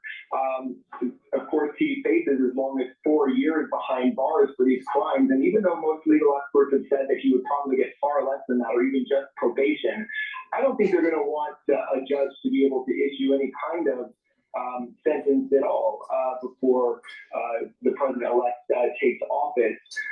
So just the mere threat that it could be a sentence of incarceration that would hang over him as he takes office would be the argument that they would make that would interfere with a president's constitutional rights, and interfere with his ability to do the important work of office. All right, Bloomberg's Eric Larson, thank you so much for jumping on the phone with us as we handle this breaking news. Appreciate your time. And of course, there's another case to consider here as well, Joe, another state case, the one brought against him and many other defendants in Georgia, also related to efforts to overturn the 2020 election. That's the racketeering case that the DA of Fulton County, Fani Willis, has brought. It's unclear how that moves forward. The Trump team would like it not to, obviously. That's for sure. And we have to remember that even if there was a Biden pardon, that doesn't apply to state level cases. So it's an interesting component here to this whole story. These people are always going to go after Trump. Days of this election turnout, we're having this conversation right now. I want to bring in our signature panel, Rick Davis, Stone Court Capital partner, Republican strategist, and Jeannie Shanzano, political science professor at Iona University and senior democracy fellow at the Center for the Study. Let's see if they say anything about how weird the jury instructions were. These charges, their long-standing prohibition against prosecuting a president should apply to a president-elect.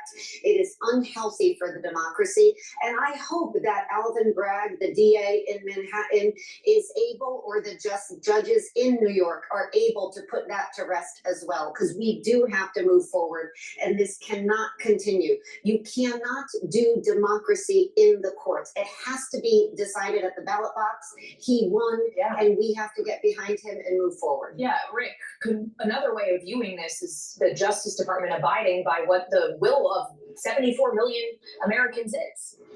Yeah, well, you don't want to just trust 74 million Americans to decide what is legal and what is not legal, right? No one should be above the law, and sitting presidents don't have immunity against their personal acts, right? So just to put it in that context, but it is not healthy for democracy to be chasing after former presidents or current presidents, for things done not related to their official acts of the presidency. So I think we should have all learned our lesson on this. The indictments of Donald Trump buoyed his campaign in the primary when other people were running against him.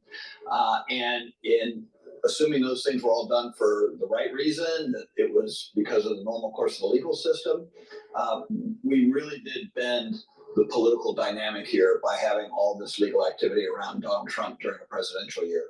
I asked Debbie Wasserman Schultz, I'll ask you, should Joe Biden pardon Donald Trump? No, I don't think so. I would hope Would that, that be good for the sake of the democracy? I don't think he needs to pardon him. I think the Justice Department does what Jack Smith is asking them to do. And on these state cases, the New York and Georgia, which are very different cases, they move forward as well and ensure that there is no issue involving prison or anything else. And let's put this behind us. I don't think we need to see Joe Biden doing a pardon. And I do think it's a reminder that what Mitch McConnell said during the impeachment and then the trial of that, this should be handled in the courts, was dead wrong. These are political decisions, and he should have stepped up if he thought Donald Trump was guilty, which he said he did, and he should have brought Republicans along to remove him from office at that point, not throw this to the judiciary. Well, but when we consider the future of the judiciary, obviously Donald Trump, we don't know who it is yet, will be able to appoint his own attorney general. We'll have a new looking Department of Justice. And we should point out, consistently during his campaign, Rick, he talked about weaponizing that against his political opponents in the way he felt it had been weaponized against him in all of these cases, this retribution tour. Should we still expect that to happen? Or if they go away, does this all move into the quiet? No, we'll never know, right? I mean, I don't think you can predict an outcome on anything in a prospective administration, whether it's Donald Trump's or anybody else's. That being said, I thought Mitt Romney had the right concept 8 months ago, before this campaign really heated up, and said that President Biden should have pardoned him at the time these charges were brought. In other words, why wait till all this unfolds and all this negativity takes hold in our society when it would have been appropriate for one president to pardon another? This has happened before. The last thing we should be doing is prosecuting for, if there's any shade of political motivation to it, our leaders. And so if you want a healthy democracy, you got to take a step back from this kind of lawfare. Well, as Donald Trump watches all of this unfold, he's not waiting around to find out. He's going ahead with the transition and reaching out to world leaders. There was a phone call, as we already talked about, with President Zelensky of Ukraine. And there's reporting today, Jeannie, that Elon Musk was also on that call. And of course, the Starlink service has, I guess, something to do with the conversation here about the way forward in Ukraine. But what does that mean for what this administration is going to look like and the role that Musk will play? Because it seems like a pretty big one.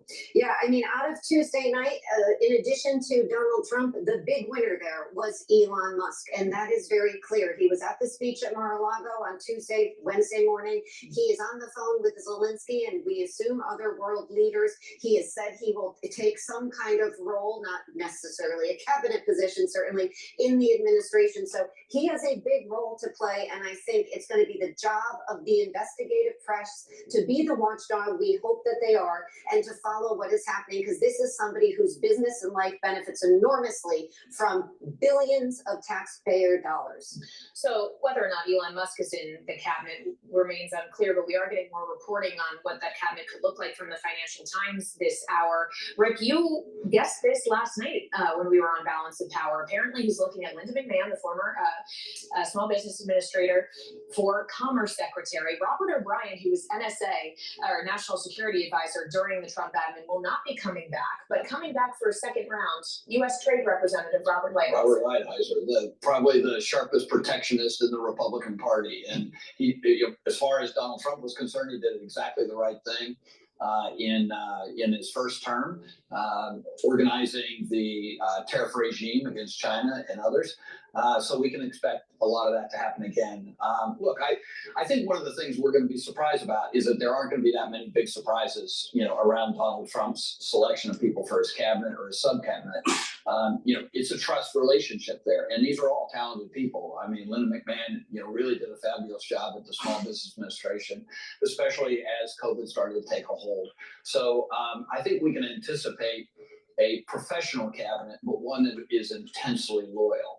And so, and look, I mean, I think the jury's out right now. We don't know what role Elon Musk is going to take, but Elon Musk has reformed the space program, satellite program, infrastructure development. I mean, we could do worse than to have someone like him sitting next to the president when he's making decisions. That being said, we'll see where he winds up if there is an official position for him. He's a former lawyer for the U.S. steel industry, which kind of gives us an interesting backdrop for the Nippon proposed acquisition of U.S. Steel, which obviously Donald Trump doesn't want to see happen. But what is this appointment? He hasn't accepted it yet. Suggest about Trump 2.0. You know, I think Trump 2.0 in this way, I think is not going to be like, unlike Trump 1.0. He didn't have much use for the cabinet beyond some critical positions. He left a lot of that to his folks, and his number one demand was loyalty and assisting him in fulfilling his promises. So I think that's what we are seeing here.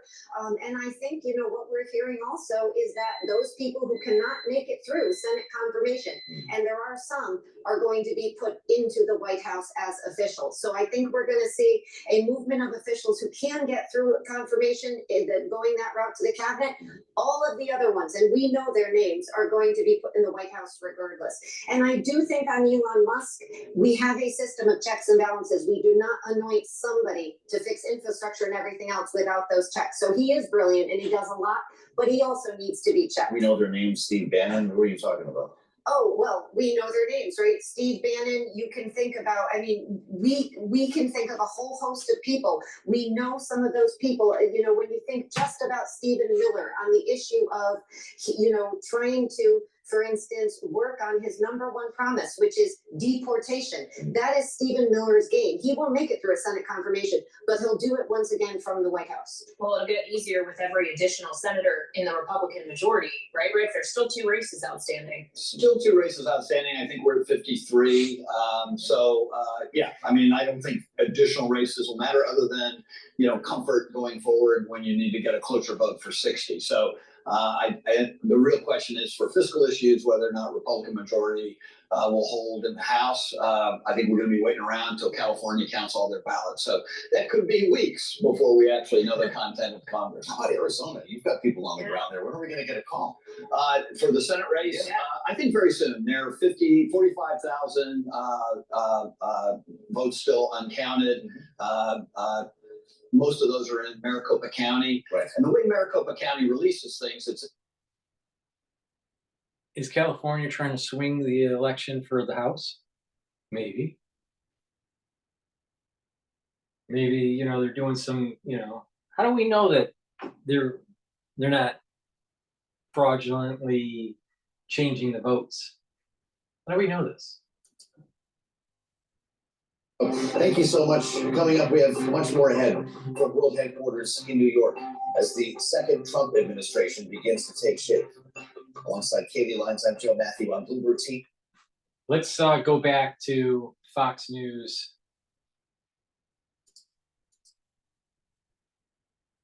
And it's a continuation of panic politics. The suggestion that all of them were saying, and many of them expressly saying that this would be our last election, that dictatorship is here and it's going to be the end of democracy. People didn't buy that because American citizens are not chumps. They know that we've had 2 centuries of the most stable constitutional system in the history of the world, and they're not buying the chest pound. No, they were not buying it. And you write this in your new op-ed on foxnews.com, writing Trump's victory puts an end to Democrat attacks on the Supreme Court. You also predict that Trump could have a chance to pick 2 more Supreme Court justices should Clarence Thomas and Samuel Alito decide to retire. We don't know if that's the case, but there are some Democrats calling for Justice Sonia Sotomayor to step down right now. So President Biden can appoint a liberal justice before leaving office. Tell us more about that. Well, it is really amazing to watch these same figures who blew every call before the election and giving advice saying, now Sotomayor resign. That would be a remarkably stupid decision in my view. Because first of all, Sotomayor is not going anywhere. She's in fine health. She's mentally sharp as ever. She's having a great legacy on the court from the left. It's really disgraceful to see the left turning on her as they did previously with Justice Breyer, But what happens if you miss the mark? That's what's the problem with these short sellers, is that they make these demands. What happens if you don't get it? Then you've got a vacant seat on the Supreme Court, and Trump could have 3 nominees. He's on course to having the most nominations of any president in the history of certainly the 9-member court. Yeah. And in my view, he has done well with his last 3 justices. They had proven to be extraordinarily good justices. Yeah. Well, they're ready to jump ship the way they were ready to jump ship on Joe Biden, right? And he was all smiles the other day. We're following the breaking news. President-elect Donald Trump tapping. Amazing. Please go to my store, the-studio-reykjavik.com. The link is in the description of this video. And get the vitamin B complex. Vitamin B complex is great for your neurons, great for your mitochondria, and it helps with your cellular metabolism. This is really important to take, especially when you get older. Please go to my store, the-studio-reykjavik.com, and get the vitamin B complex. Part of the pillar of the anti-aging protocol is to bring down inflammation, right? And you can do that by taking these 2 supplements. Turmeric is an antioxidant, so it'll soak up free radicals, but it will also bring down inflammation, bring down those pro-inflammatory cytokines. And ashwagandha root will help with your glucose levels, your cortisol levels, lower them. And so that will bring down inflammation. So these 2 work very well together. They're very synergistic. When you take these, you're going to be boosting up your immune system, and you're also improving your cardiovascular health, because it's through inflammation of the vascular system that starts the process of plaque buildup. So by bringing down inflammation, you're improving your cardiovascular system and your immune system. Please go to my store and get the turmeric and the ashwagandha root. Very important. It's the second pillar of a 3-pillared process. Neutralize pathogens with like max 35 or max 14. Bring down inflammation with turmeric and ashwagandha, and soak up free radicals by taking C60. That's the core of the anti-aging protocol. So please go to my store, the-studio-reykjavik.com, get the turmeric and the ashwagandha. All right. With that said, let's take a look at what's going on in the news.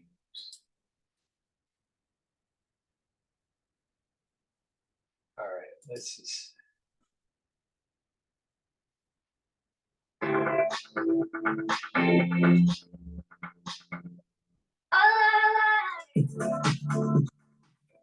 Welcome back. Iran reportedly back on its heels after President-elect Trump's resounding victory. Trump reportedly planning to renew his maximum pressure campaign on Tehran. The Wall Street Journal writes this: Trump's approach to Iran is likely to be colored by the knowledge that its agents tried to assassinate him. People tend to take that stuff personally. Trump planning on increasing sanctions and choking off Iran's oil income. This comes as Iran's currency tanked to an all-time low on Wednesday following Trump's election win. Meanwhile, experts say Beijing is rattled by Trump's win as well. Xi Jinping even calling to congratulate Trump yesterday, saying China will work with the United States on the basis of mutual respect as tensions loom over Trump's tariff threats. Russian President Vladimir Putin also congratulating the incoming 47th president in his first public remarks since the U.S. election, saying Trump acted like a real man following the assassination attempt on his life, and noting Russia is now open to dialogue with the United States. Interesting. And now a senior official from Hamas reportedly calling for an end to the war with Israel after the election. Everybody's getting in line. Joining me now is the Senator-elect from Montana, Tim Sheehy. Senator-elect, thanks very much for being here. Congratulations on the win. Thanks, Maria. And what we've seen, it's been 48 hours, and guess what? The world's already getting back into work. They respect strength. People respond to strength. And by showing strength, we're going to make the world a safer place. Well, that is exactly right. I mean, a day later, all of our adversaries are getting in line. You are a Navy SEAL. Thank you for your service to our great nation. What impact do you think the Trump administration will have on foreign policy going forward? Let's talk first 100 days. Well, we're already seeing it right now, Maria. We're seeing that when you draw a line in the sand and you enforce that line in the sand, like President Trump did when he killed Soleimani several years ago, that was a pivotal moment for many of us who served in the Middle East, because while we were fighting in Iraq and fighting in Afghanistan and elsewhere, we were really fighting Iran's malign influence that entire time. We have to remember, Iran's been killing Americans for 43 years, nonstop all over the world, and been the largest state sponsor of terror. And yet we've seen Obama and Biden and Harris give them billions upon billions upon billions of dollars in incentives to continue to act that way. If you give people incentives, they will respond to those incentives. When you punish them, they will respond to that. So Trump's treatment of Iran and his willingness to draw the line in the sand is an example of how the rest of the world will look at his foreign policy and say, we want to be friends with this guy. We want to be friends with America. We don't want to get on their bad side. And now it's not even, he hasn't taken office yet. We're already seeing the impacts of strength and common sense in foreign policy, because it's common sense to put the interests of your own country first. And of course, you will be helpful to President Trump in the Senate. You just won your Senate race, as I mentioned at the top of this interview, against the incumbent three-term Democrat, John Tester, officially flipped red now in what some are saying is a mandate after President-elect Trump's victory. Senator-elect, I want to get your take on what I'm reading this morning, however, on the policies and what can get done. I'm reading a Piper Sandler report. And they write this: Trump does not come out of this election with the votes or the political capital to impose his will on Congress. We remain skeptical there will be a major tax cut or an expansionary fiscal policy. A cut in the corporate tax rate is highly unlikely because even with a few votes to spare in the Senate, almost everything will require 60 votes. The big exception is a budget package that can be passed under reconciliation, but let's talk about that, because Trump has a lot of tax proposals. Are you going to be able to get them over the finish line? Well, we'll have to see, obviously what the details of those are, but we're going to fight for it every step of the way. And I disagree with that statement in that report. There is a mandate. Coast to coast, we saw a mandate from Americans of all race, colors, creeds, classes across this nation. They repudiated the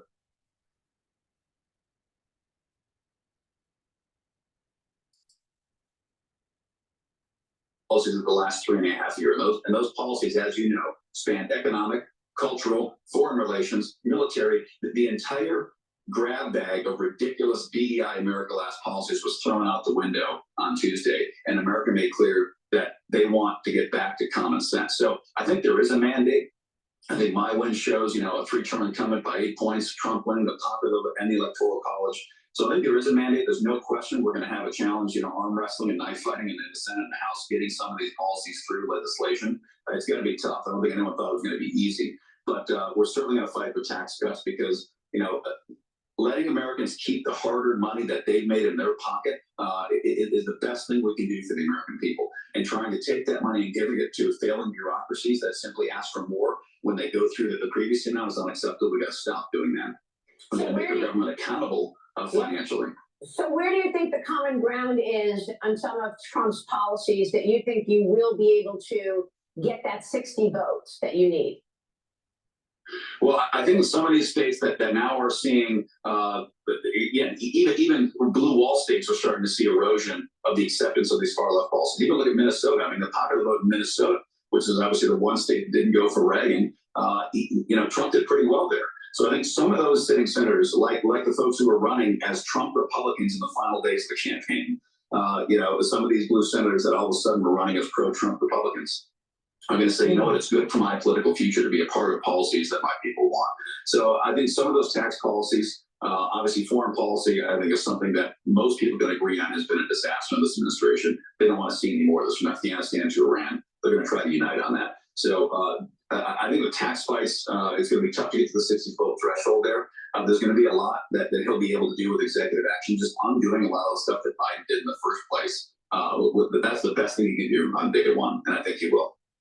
And in terms of nominations and Senate confirmations, what about that? Because President Trump is now putting together a team, and there are expectations that he may very well be able to nominate 2 Supreme Court justices in the next 4 years as well. Yeah, there's certainly that possibility. With Clarence Thomas and Sam Alito being some of the most senior members, I think the most senior members on the court, it's very possible they're going to retire. So I think that's the most important set of priorities for the Senate, is making sure that we're able to shepherd through personnel appointments as quickly and swiftly as possible. We'll see if we have the vigor of the resistance movement we saw last time Trump took office in 2017. I'm cautiously optimistic that we're not going to have that because I think, as I said, the mandate has been given across the country. I think a lot of these Democrats who are in vulnerable states will realize that being part of a resistance movement against a president who just won the popular vote, electoral landslide, and the people gave us congressional mandate as well. They're going to say, instead of being resistance, maybe this time we'll try to be a little bit more productive. Time will tell on that, but we need to make sure we have senators and congressmen in place in our leadership positions that are ready to work with the Trump administration and put America first. And I think that's what we're going to see is probably the top, litmus test for leadership on both sides of Congress. There, as people say, who's going to be willing and able to work with the Trump administration.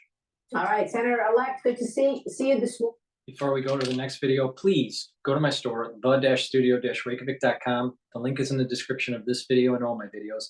And get the Goodnight Formula. This will help you get into 3 cycles of REM sleep. You'll be well rested and you're consolidating memory. That's really important. When you get 3 cycles of REM sleep and you're well rested, you're actually detoxifying your central nervous system. That's super important, all right? Chronic sleep deprivation can lead to early onset of dementia. All right, so please go to my store, the-studio-reykjavik.com, and get the Goodnight Formula. I've partnered up with Rainbow Herbals, and we've created these great deodorant bars. That are in peppermint, lavender, and tea tree, and citrus. These are made from essential oils from the Himalayas, very high quality ingredients, no aluminum, no baking soda in it, dual purpose product. You use it as a deodorant, but it will also help to detoxify your body slowly. So please get a couple bars for your household. It's for males and females. Go to my store, the-studio-reykjavik.com, and get the deodorant bars. All right, I am curious to know the perspective of Al Jazeera on how much is school broken? If we're going to talk about little boys, then we've feminized little boys in making them sit in circle time. All right. So European leaders meet with the consequences of Donald Trump's. All right. So the title of this is "What Could Donald Trump's Return to Power Mean for Europe?" So let's take this was published about 19 minutes ago. Dominating talks. The war in Ukraine, relations with Russia, NATO, and trade and tariff fears are all under scrutiny. So what might be in store for Europe with Trump back in power? This is Inside Story.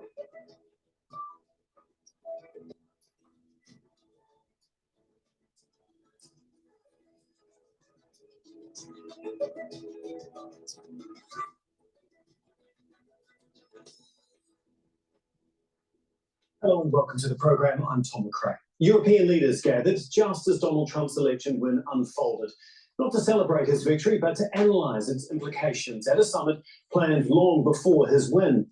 And while Trump is yet to state his policies, European leaders are nervous about any big shifts from the Biden administration on the Ukraine war, relations with Russia and NATO.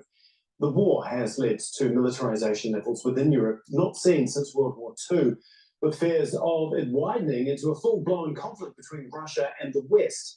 It has also damaged Europe's economy. Sanctions banning imports of Russian oil and gas have caused energy costs to fluctuate.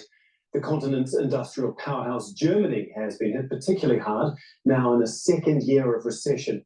Any new trade war with a new White House administration would be coming at a particularly bad time for Europe. So what will Trump's return mean for Europe and for NATO in the war between Russia and Ukraine? We'll be talking to our guest shortly, but first, this report from Hamza Mohammed. European leaders meet at a summit in the Hungarian capital Budapest in the week of Donald Trump's election victory. Central to discussions is what a Trump presidency will mean for the continent and what uncertainty it might bring. Il a été élu par le peuple américain. He was elected by the American people, and he's going to defend the interests of the Americans, and that's legitimate, and that's a good thing. The question is, are we ready to defend the interests of Europeans? During his campaign, Trump said he could end the Ukraine war in a day, but never said how. The EU and UK have strongly backed Ukraine, sending weapons and money to bolster its defense against Russia. But there are divisions in Europe too. Hungarian Prime Minister Viktor Orban an ally of Trump, has called for a ceasefire. Where we are at this moment is that there is no communication. And the first precondition of every peace is communication. And the precondition of communication is the ceasefire. Ukraine fears that Trump might cut its military support and strike a deal with Russia. Opinion polls suggest more Ukrainians do support talks to end the war. But Ukraine's leader is critical of Orban's ceasefire calls. I think it's very dangerous rhetoric. We understand which leaders implement and raise this rhetoric concerning the ceasefire. It's a very scary challenge for all our citizens.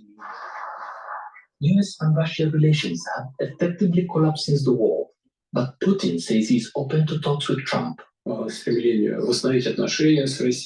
The desire to restore relations with Russia to help bring the Ukrainian crisis to an end, I think that deserves attention at the very least. And I take this opportunity to congratulate Trump on his election as President of the United States of America.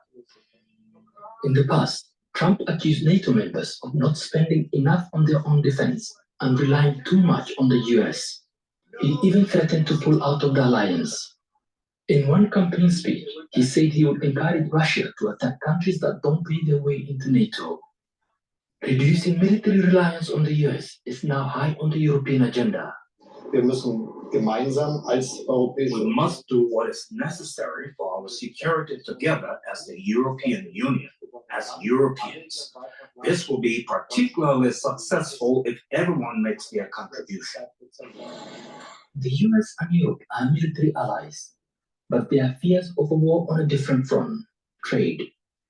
His American First platform and protectionist policies mean he could impose tariffs on European imports as he did last time. European leaders say they are ready to respond if so, but with Germany and other countries weakened economically by the Ukraine war, none will be relishing the prospect of a trade battle with the US. Hamza Mohammed, Al Jazeera, for Inside Story.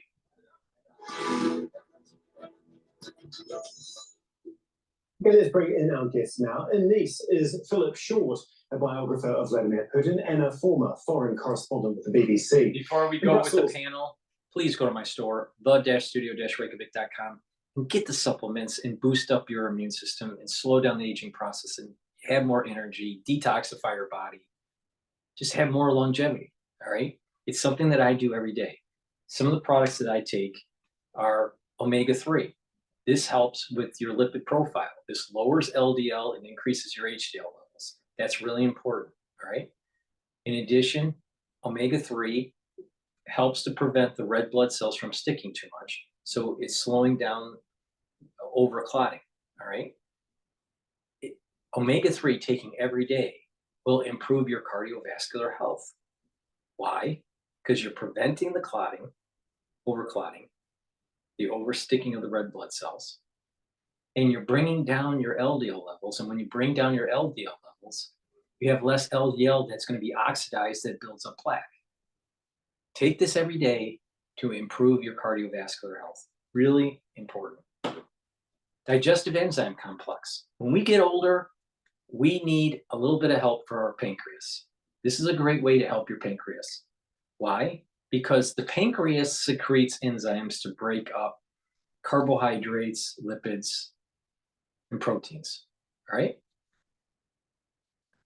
The digestive enzyme complex here will help to break up carbohydrates, proteins, and lipids.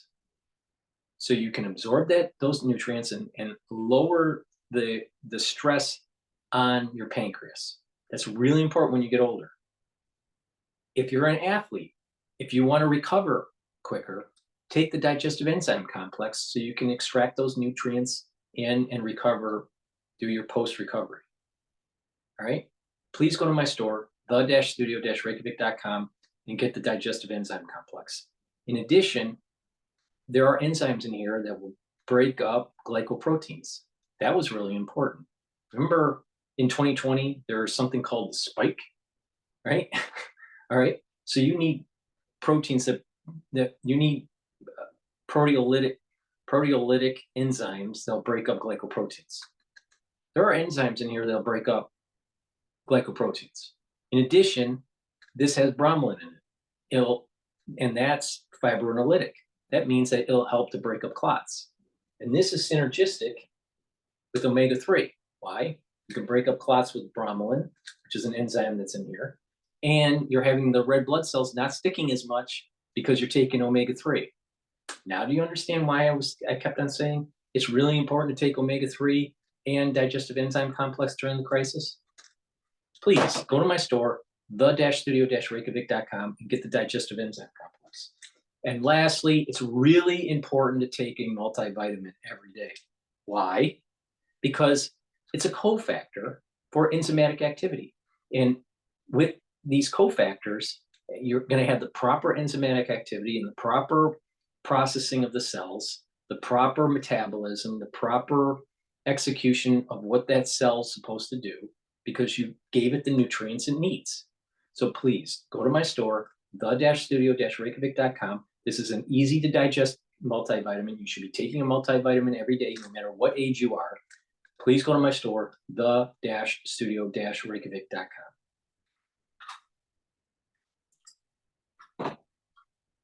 Cottrell, Professor of Politics at the School of Law and Government at Dublin City University. And in London is Chris Weaver, the CEO of Macro Advisory, a strategic consultancy focused on Russia and Eurasia. Thank you very much for being with us here on Inside Story today. A lot to get through, obviously, with Trump being elected and due to take office on January the 20th. Philip, if I can begin with you, I mean, given the unpredictability of Trump and what we saw in his first term, as well as the threats he has made during his campaign, how nervous should European leaders be right now with looking ahead to the next 4 years? I think there are two factors that they need to take into account. One is that Europe is politically not very strong at the moment.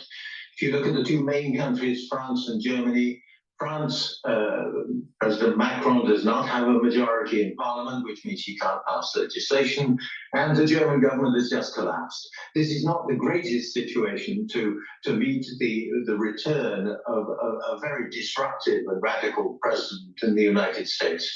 So that's a problem. The other thing, you mentioned unpredictability. If anybody tells you at the moment that they know what Trump is going to do, they're making it up.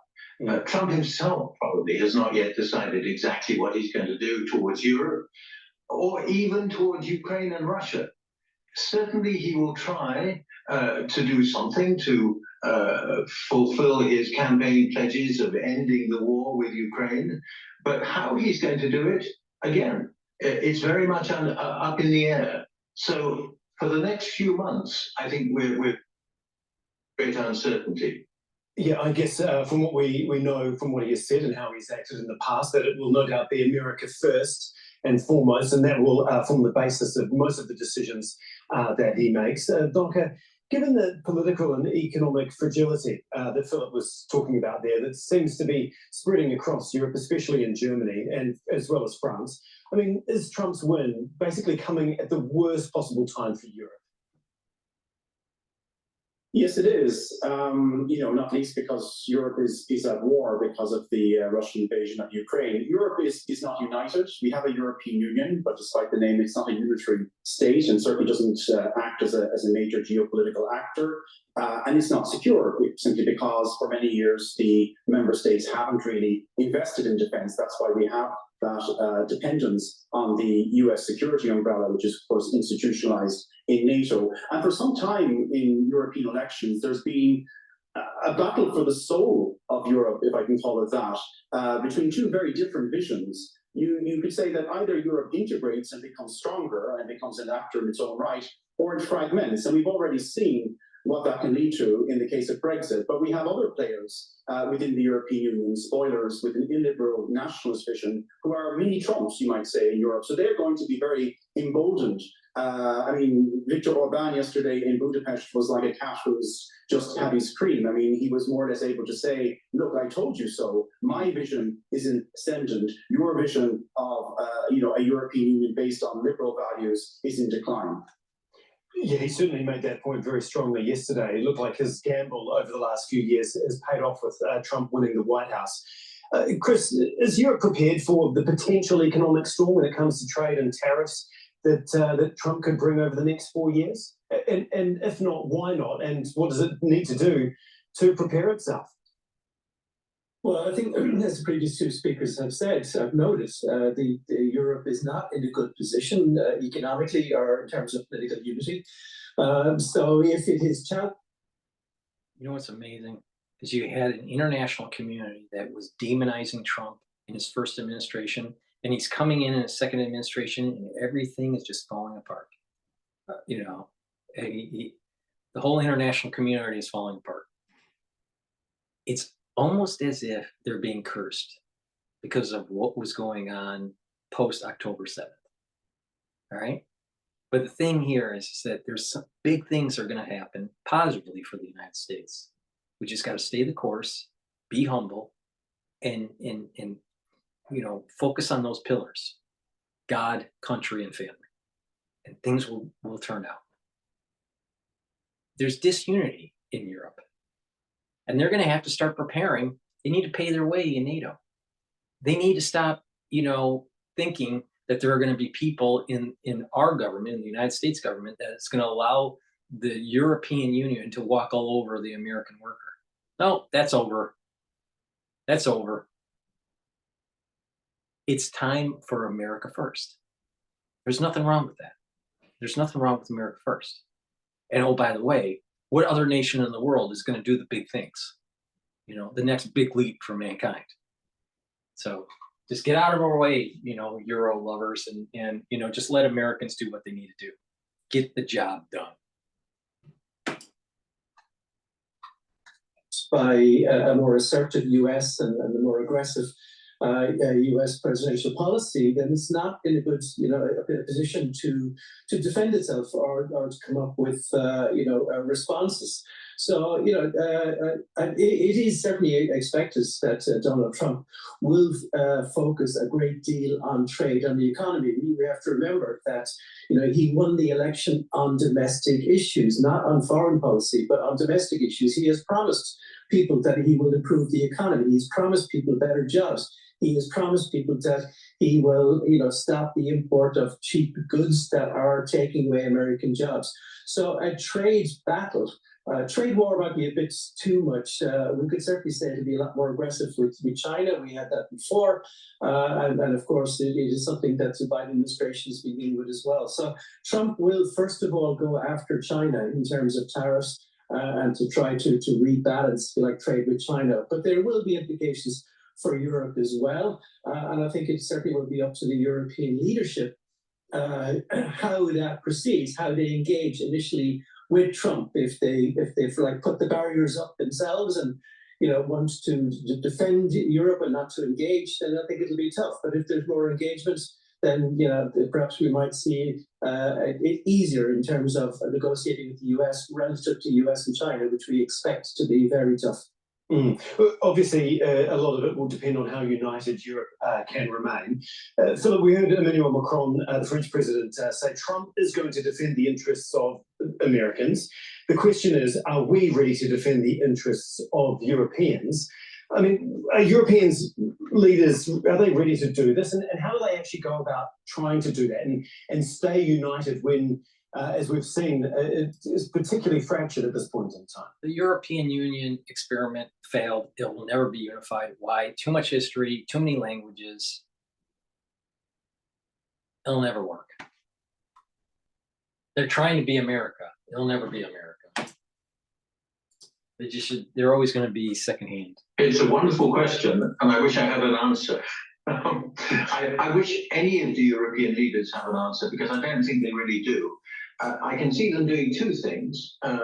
You're beginning to see this already. There was, when Trump was elected and he announced that his victory, there was a kind of unseemly race among European leaders. Who could be the first to congratulate him? I think Macron got in a few minutes before Keir Starmer in Britain. But that, I think, is symptomatic of the way they are going to try to establish personal relations with Trump.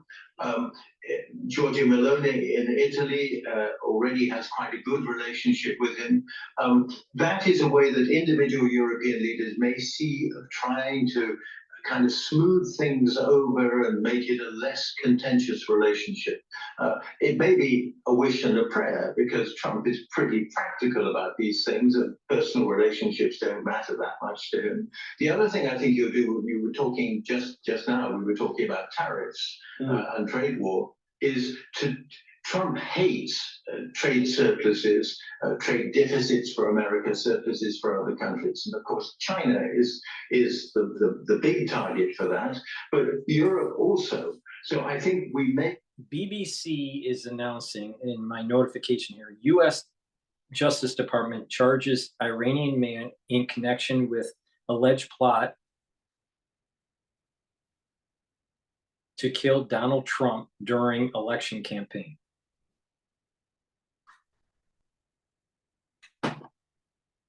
Scary. Chelsea moves to try to offer Trump sweeteners on the trade front to stop that relationship, the trade relationship, getting completely out of order.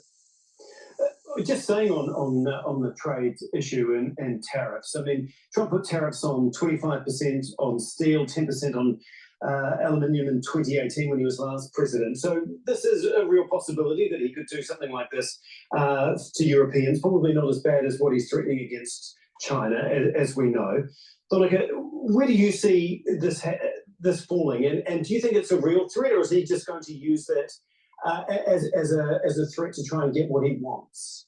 I think he'll try and use it as leverage to get what, from his perspective, is a better deal from America, because, as you said, he feels that the current situation is to America's disadvantage. But you have to remember that Donald Trump, if we look at his first presidency, he did promise a lot of things that he didn't deliver. I mean, where's that wall that was going to be built between the United States and Mexico, and that Mexico was going to pay for? So tariffs might be in that category. It's kind of one of those headline policies that sounds revolutionary and big and confrontational, but may not actually transpire, for the simple reason that it's a bit like nuclear deterrence. I mean, there's a lot of countries with nuclear weapons. Why don't they actually press the button? Because they know if they press the button, they don't have first strike capability. They're not going to knock out their opponents. Their opponents are going to come back and knock them as well. It's the same with tariffs. You can impose tariffs on other regimes, other countries, but they also have the ability to hit you with tariffs as well. And that leads to a race to the bottom, which is really in nobody's interest. So I wouldn't be overly worried right now, and as has been said already, he may not have decided himself on the exact approach that he's going to take.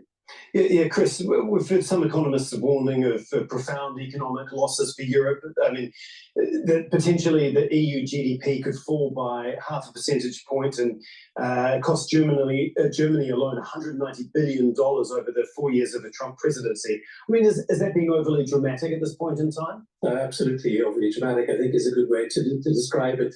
Clearly, there will be tough talking, which we all agreed on. But also remember, Donald Trump is going to be very preoccupied at home.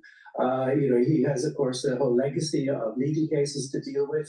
He has made some very aggressive and very strong commitments and promises to the American electorate to deal with immigration, to get rid of illegal immigrants, and of course to deal with the economy. So, he's only got 4 years, and in reality, he probably only has 3. To deal with all of that, and therefore, his ability to do everything that he has said, of course, is just simply not. It's not there. It's not going to happen.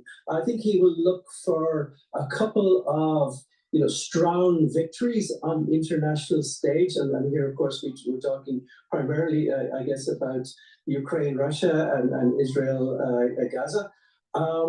But really, his ability and the time to deal with other issues when he really has to focus on his domestic agenda, then I really do think that any extrapolation of what he said into really damaging economics or trade is overly dramatic. So no, I don't expect that to happen in that way at all.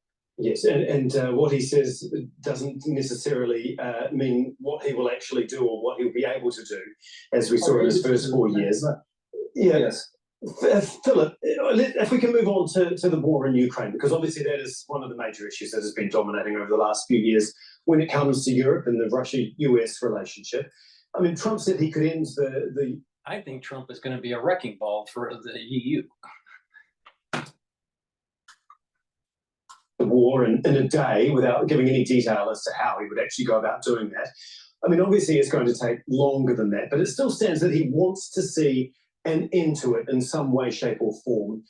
How do you see this playing out with Trump as president? I think that's one of the few certainties that, to me, there are two certainties about the Trump coming back to power. One is he will try to do something about Ukraine. The other is that the Europeans are almost certainly going to have to try and raise their defense spending because the American defense umbrella is going to look more and more kind of fragile and tattered. I think those two things we can reckon on. But on Ukraine, yes, he'll try. But the problem is, will Zelensky agree? And even more so, will Putin agree to start some kind of negotiation? Because in Putin's mind, the Russians are doing rather well. You know, there is Ukraine fatigue setting in Europe, certainly among public opinion, to a greater extent perhaps than among some of the governments. But indefinite support of Ukraine, I think, is becoming more and more of a mirage. And in those circumstances, if you were Putin, would you say, well, okay, I'll settle for less than I really want? That's going to be a difficulty. Trump and Putin will certainly talk, but whether Putin will give in easily and agree to negotiations is another issue. The second thing about Ukraine is, what will Trump try to do? Will he withdraw support from Ukraine? Or, as Mike Pompeo, who's probably going to be his defense secretary, has suggested, put more pressure on the Russians, threaten to increase support in order to bring Putin to the negotiating table? I mean, these are very uncertain, and all one can be sure of is that there will be an attempt of some kind to bring about a peace, a negotiated settlement. Well, one thing we do know, though, is within the United States, more and more politicians, especially Republicans, are growing disinterested in giving billions of dollars in military aid to Ukraine. Don, I mean, is this Zelensky's worst case scenario now, that with Trump back in power and a Republican Senate and potentially Republicans taking control of the House, that they'll just cut off all financial and military aid to Ukraine? It's certainly the outcome that Volodymyr Zelensky didn't want, despite his very kind of cooperative tweets yesterday saying that he had an excellent conversation with Donald Trump. It was very difficult to get the last package of $60 billion plus over the congressional line.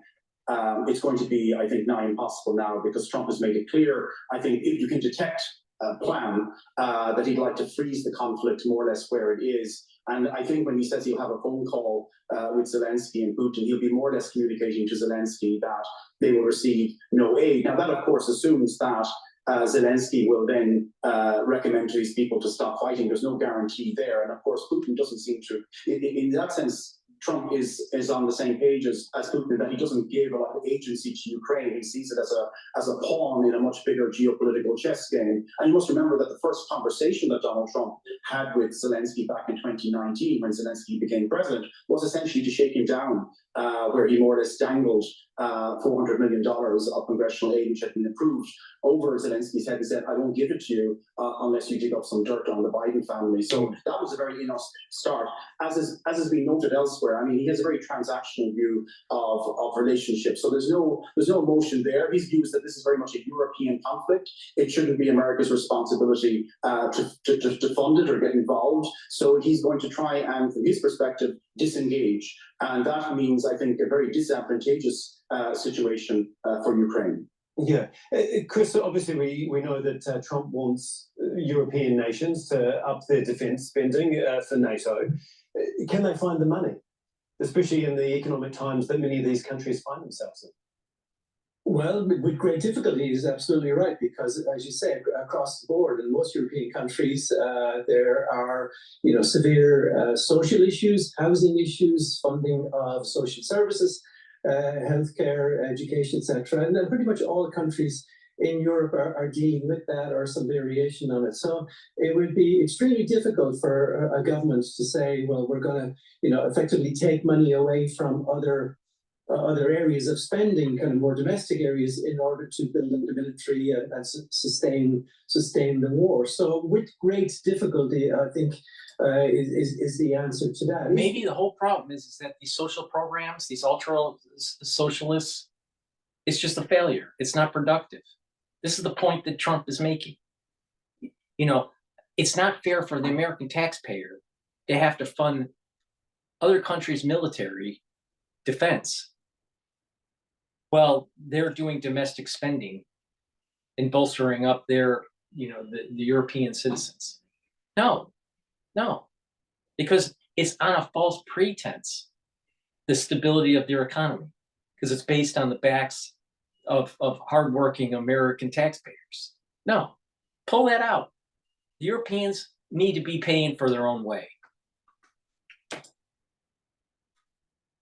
Had to, because I think, as a condition for NATO staying intact, and I think governments will, and they will have to do it, because NATO is important for Europe. The self kind of defense element of it, the Article 5, the involvement in the US, that is very, very important, and I think that would override perhaps other considerations. But it certainly would be very difficult in all European countries, as we can see. You know what? Europeans should have been paying for their defense, and the United States should stop paying the European way. Please go to my store, the-studio-reykjavik.com. Get the vitamin K2. This is the MK7 molecule. This helps with for cardiovascular fitness, but also it's also for your bone structure and your joint structure, right? So K2 is a very important vitamin, right? It's synergistic with D3. And by taking it with D3, what will happen is you're going to be able to absorb calcium, all right? And you're going to help with the remodeling of your bones, especially when you do some light resistance training, all right? So you want to maintain your bone structure. You want to maintain, the bone density, right? And improve on the joint health. But also by taking vitamin D3 and K2 and some other vitamins, you're also improving cardiovascular health, all right? How that works is that K2 and D3 help to absorb calcium into the serum, into your bloodstream. And it's trying to soak out and prevent new deposits into plaque. So plaque buildup is oxidized LDL eaten up by macrophages turning into foam cells. But what happens is there's also calcium buildup within that plaque. By taking K2, MK7 with the D3, you're getting that calcium out. By taking C60, which is a strong antioxidant, you're reducing the free radicals that will oxidize the LDL.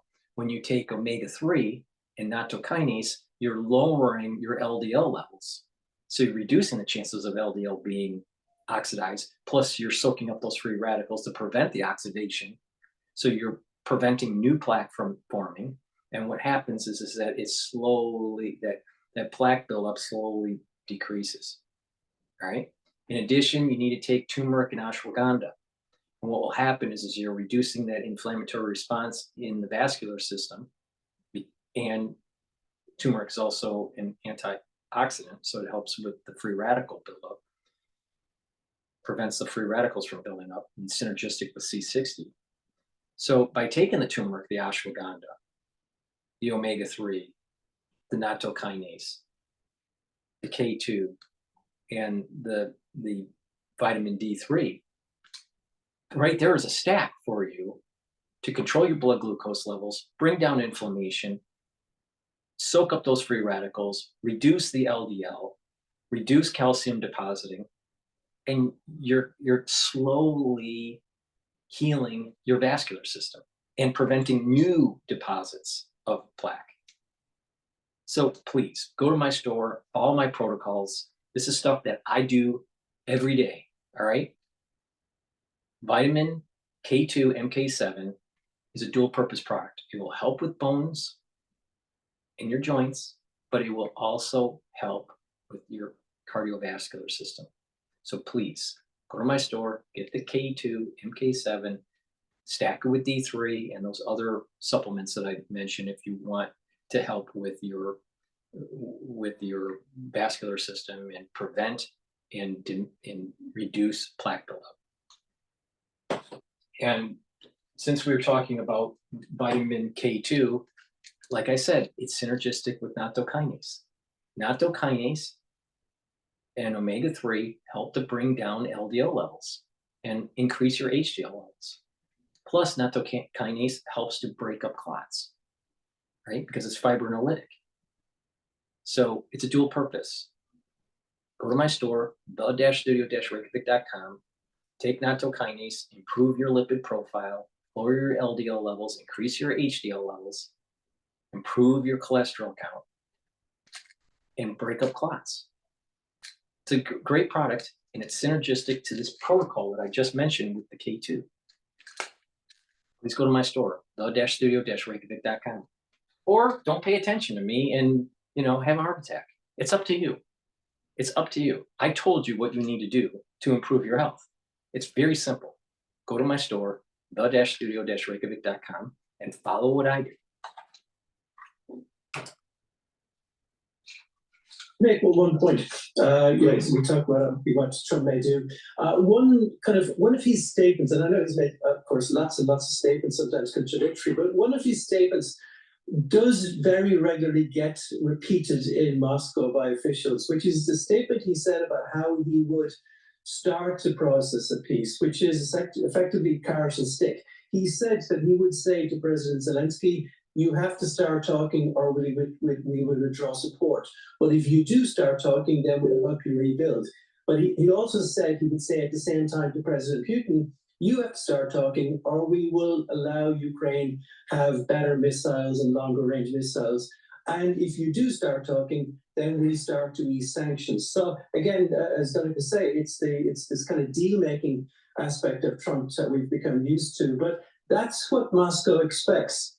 Clearly, it's something that they would not be opposed to, which is freezing the lines where they are right now. That would allow President Putin essentially to say that Russia has extended its area of defense, worth it. But they are expecting this kind of carrot and stick, forced deal-making approach to emerge from Trump. That would be the angle they're certainly expecting. Okay, Philip, you've written a very well regarded biography of Vladimir Putin, so you probably know him best out of all of us and how he would react to both the carrot and the stick. How do you think that would play out? And can you just give us a bit of an insight into his relationship with Donald Trump and how he will deal with him when it comes to the next 4 years? I think Chris is absolutely right. It is carrot and stick. The question is whether Trump will be able to convince Putin that it is in Russia's interest to negotiate and agree some kind of, not a peace settlement, but at least a ceasefire, a freezing of the conflict. And my understanding, my view of the relationship between Trump and Putin is that Putin does not have very much respect for Trump. He will try to flatter Trump, he will try to bring him out, but above all, he will try and get more and more from him. He'll try and play him like a fiddle. And he's quite good at that kind of thing. Putin, very early on when he was in the KGB, described himself as a specialist in human relations. And I think that is, to some extent, one of the things that he's shown during his presidency. He is quite good at manipulating those who he deals with. And Trump in particular, I think there's a real risk he will pull the threads, try and get more and more advantages, try and get Trump to put more and more pressure on Zelensky.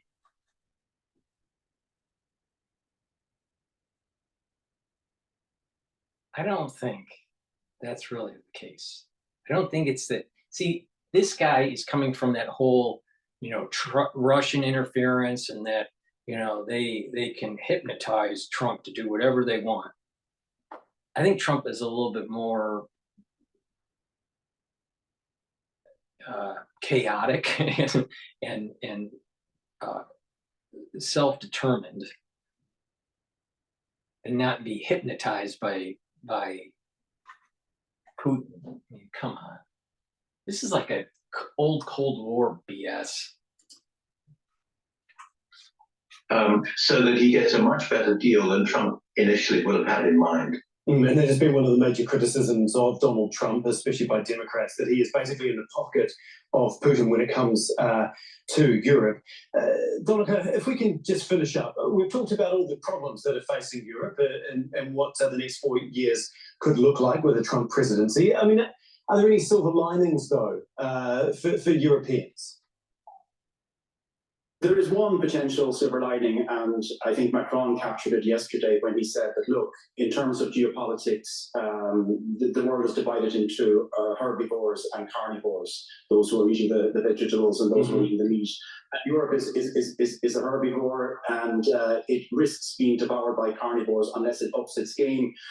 Because of the ambiguity of Trump's position, the fact that he lets nobody take anything for granted, including the security guarantee to Europe, there is a challenge now to Europe to come together and become a player in their own right and to unite, as Macron said, in their own interest. The problem is that, of course, and this is Europe's problem for ages, is that Europe is not united internally. The French government, of course, is very weak. The German government has just collapsed. You have the far right and the populists nipping at the heels at election time. So Europe has yet to unite. It has great potential, but despite the name European Union, we're not quite there yet. But who knows? I mean, this uncertainty in the world may be the moment that Europe actually does come together, because it's the only way it can survive, I think, in the world that we live in today.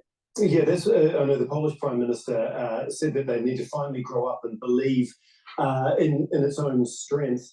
And would hopefully help jolt Europeans into doing more collectively for their defence and building a stronger European pillar, especially when it comes to NATO. Chris, finally, I mean, can Europe transform itself into a carnivore so it's not devoured?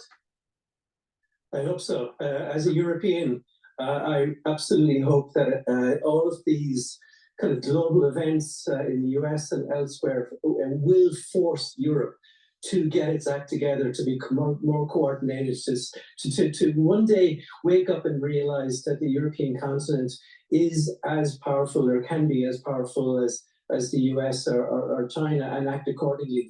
The last couple of years, European leaders have spent every day looking over the Atlantic at what's happening in the US and who's going to be next president, what it means for them. For goodness sake, they should be, much more self-confident about, we will deal with whatever happens, and we need to focus on ourselves and be more coordinated and make Europe a lot more united. And I really hope that events like the return of Donald Trump puts pressure for that to happen, for it finally to start moving forward, and to have Europe stop always looking over the Atlantic at what it should be saying and doing. Well, it'll be fascinating to see if it can indeed do that. Thank you, all three of you, for joining us here on Inside Story. We really appreciate your time and your insight. Okay. Europe is a basket case. They'll never be unified. Please go to my store, the-studio-reykjavik.com, and get the NAD+. This helps to boost up your energy levels. It also helps to improve on the repair of your DNA damage. So that's really important when you get older. We have a buildup of DNA damage. We have mechanisms in our cells to help repair that. NAD+ helps with that repair mechanism. In addition, NAD+ helps with neural health.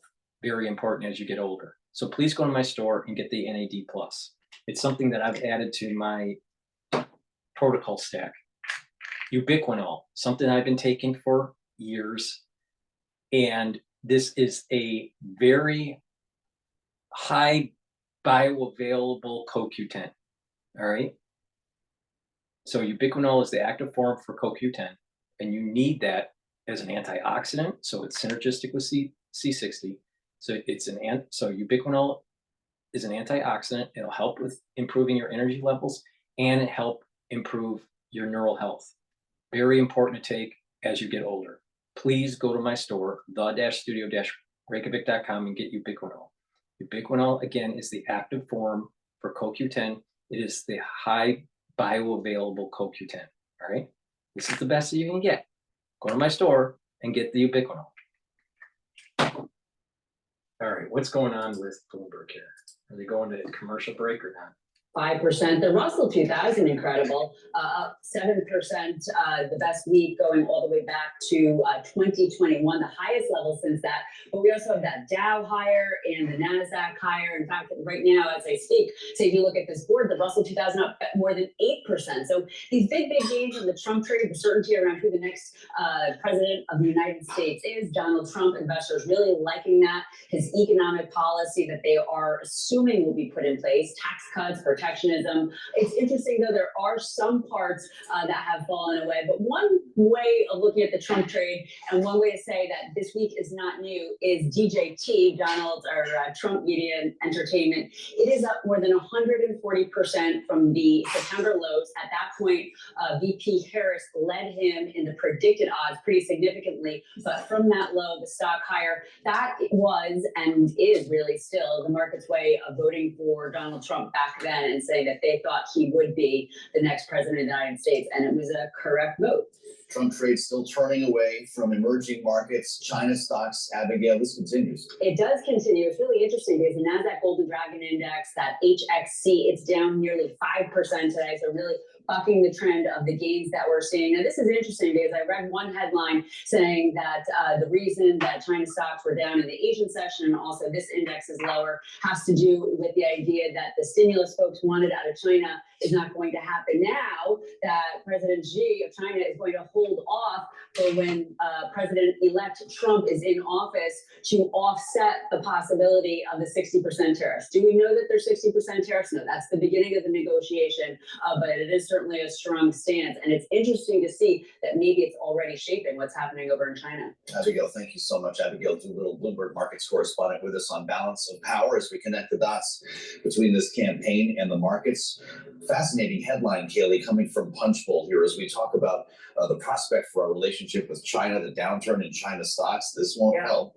Jake Sherman at Punchbowl tweeting, top House Republicans are looking to strip China of its normal trade status with the U.S. That would be a massive development. Yeah, it certainly would. According to Punchbowl's reporting, they would do this through legislation in the next term. And frankly, this is something we need to consider as to whether or not it could get through on a bipartisan basis, even if Republicans can't keep control of the House, knowing that being hawkish on China has bipartisan popularity in Washington. The China Select Committee, the ranking member of which is frequently on this program, is very much advocating for restraint in what they call, of course, a strategic competition. And this would be interesting to consider how tariff policy specifically would play into that. So if you revoke the normal trade status, how does that counterplay with potentially 60% blanket tariffs on everything coming out of this? It aligns with reporting from the Financial Times, Robert Lighthizer. USTR in the first term in the trade war with China is coming back, assuming he takes that role in a Trump 2.0. We'll have a lot more ahead on Balance of Power. Live from New York, this is Bloomberg. All right, so the S&P 500, it has broken the 6,000 mark. Now, I still have a target of year end anywhere from 5,800 to 6,000. It's moving a little bit closer to the 6,100 mark. All right, but you know, will it end the day over 6,000 for the S&P 500? Maybe, maybe not, probably not. But it is trading intraday just above the 6,000 mark. That's bullish, but I feel the market feels a little hot right now, and it needs to cool down a little bit. Please go to my store, the-studio-reykjavik.com, and get the olive leaf extract. This is a dual purpose product. It will help with your immune system and your cardiovascular system. How does it work? It brings down inflammation, and it also brings down your LDL levels and increases your HDL levels, so it improves your lipid profile and your total cholesterol. All right, very important. So please go to my store and get the olive leaf extract. This is a great product. If you don't want to take all these supplements and you just want to get some boost for your immune system and your cardiovascular system, this is great to do to start your journey to get healthier. Now, of course, if you stack this with C60 and the K2 and the D3 and the, the omega-3 and all these other supplements that I'm talking about, you're going to really supercharge and improve your immune system and your cardiovascular system. So please go to my store, start the journey. All right. Get healthier. You can do it. All right. Do you want to be on statins all your life? Or do you really, want to be truly healthy? All right. Go to my store, get the olive leaf extract, take it, boost up your immune system, and improve your cardiovascular health.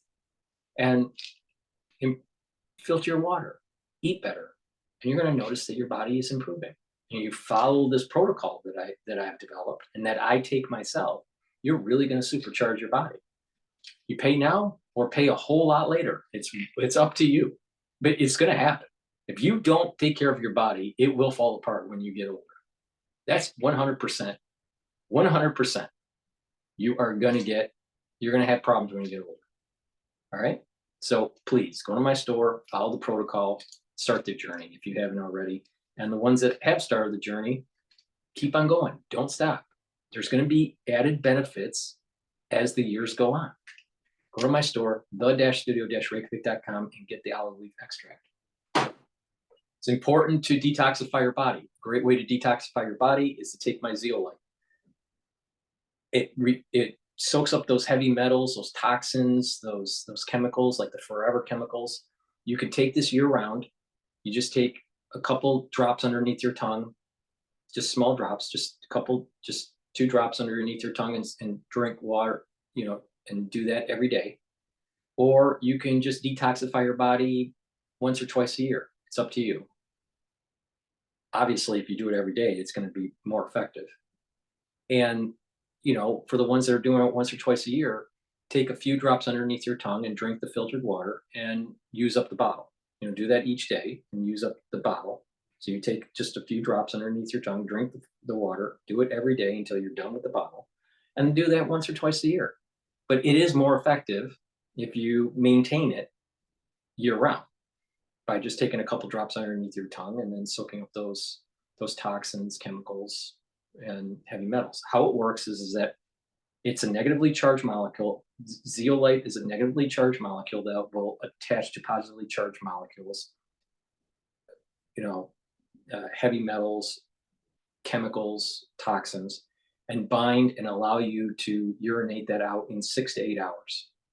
All right, so it's a great way to detoxify your body, but you also need to filter your water, make sure that you're not ingesting chemicals, and make sure that you eat better foods, higher quality foods.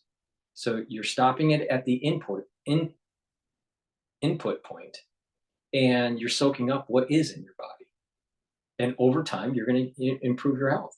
So please go to my store and get the zeolite and detoxify your body. It's important to detoxify your body. And lastly, C60. C60 is a very strong antioxidant. I take it every day, take a teaspoon of it every day.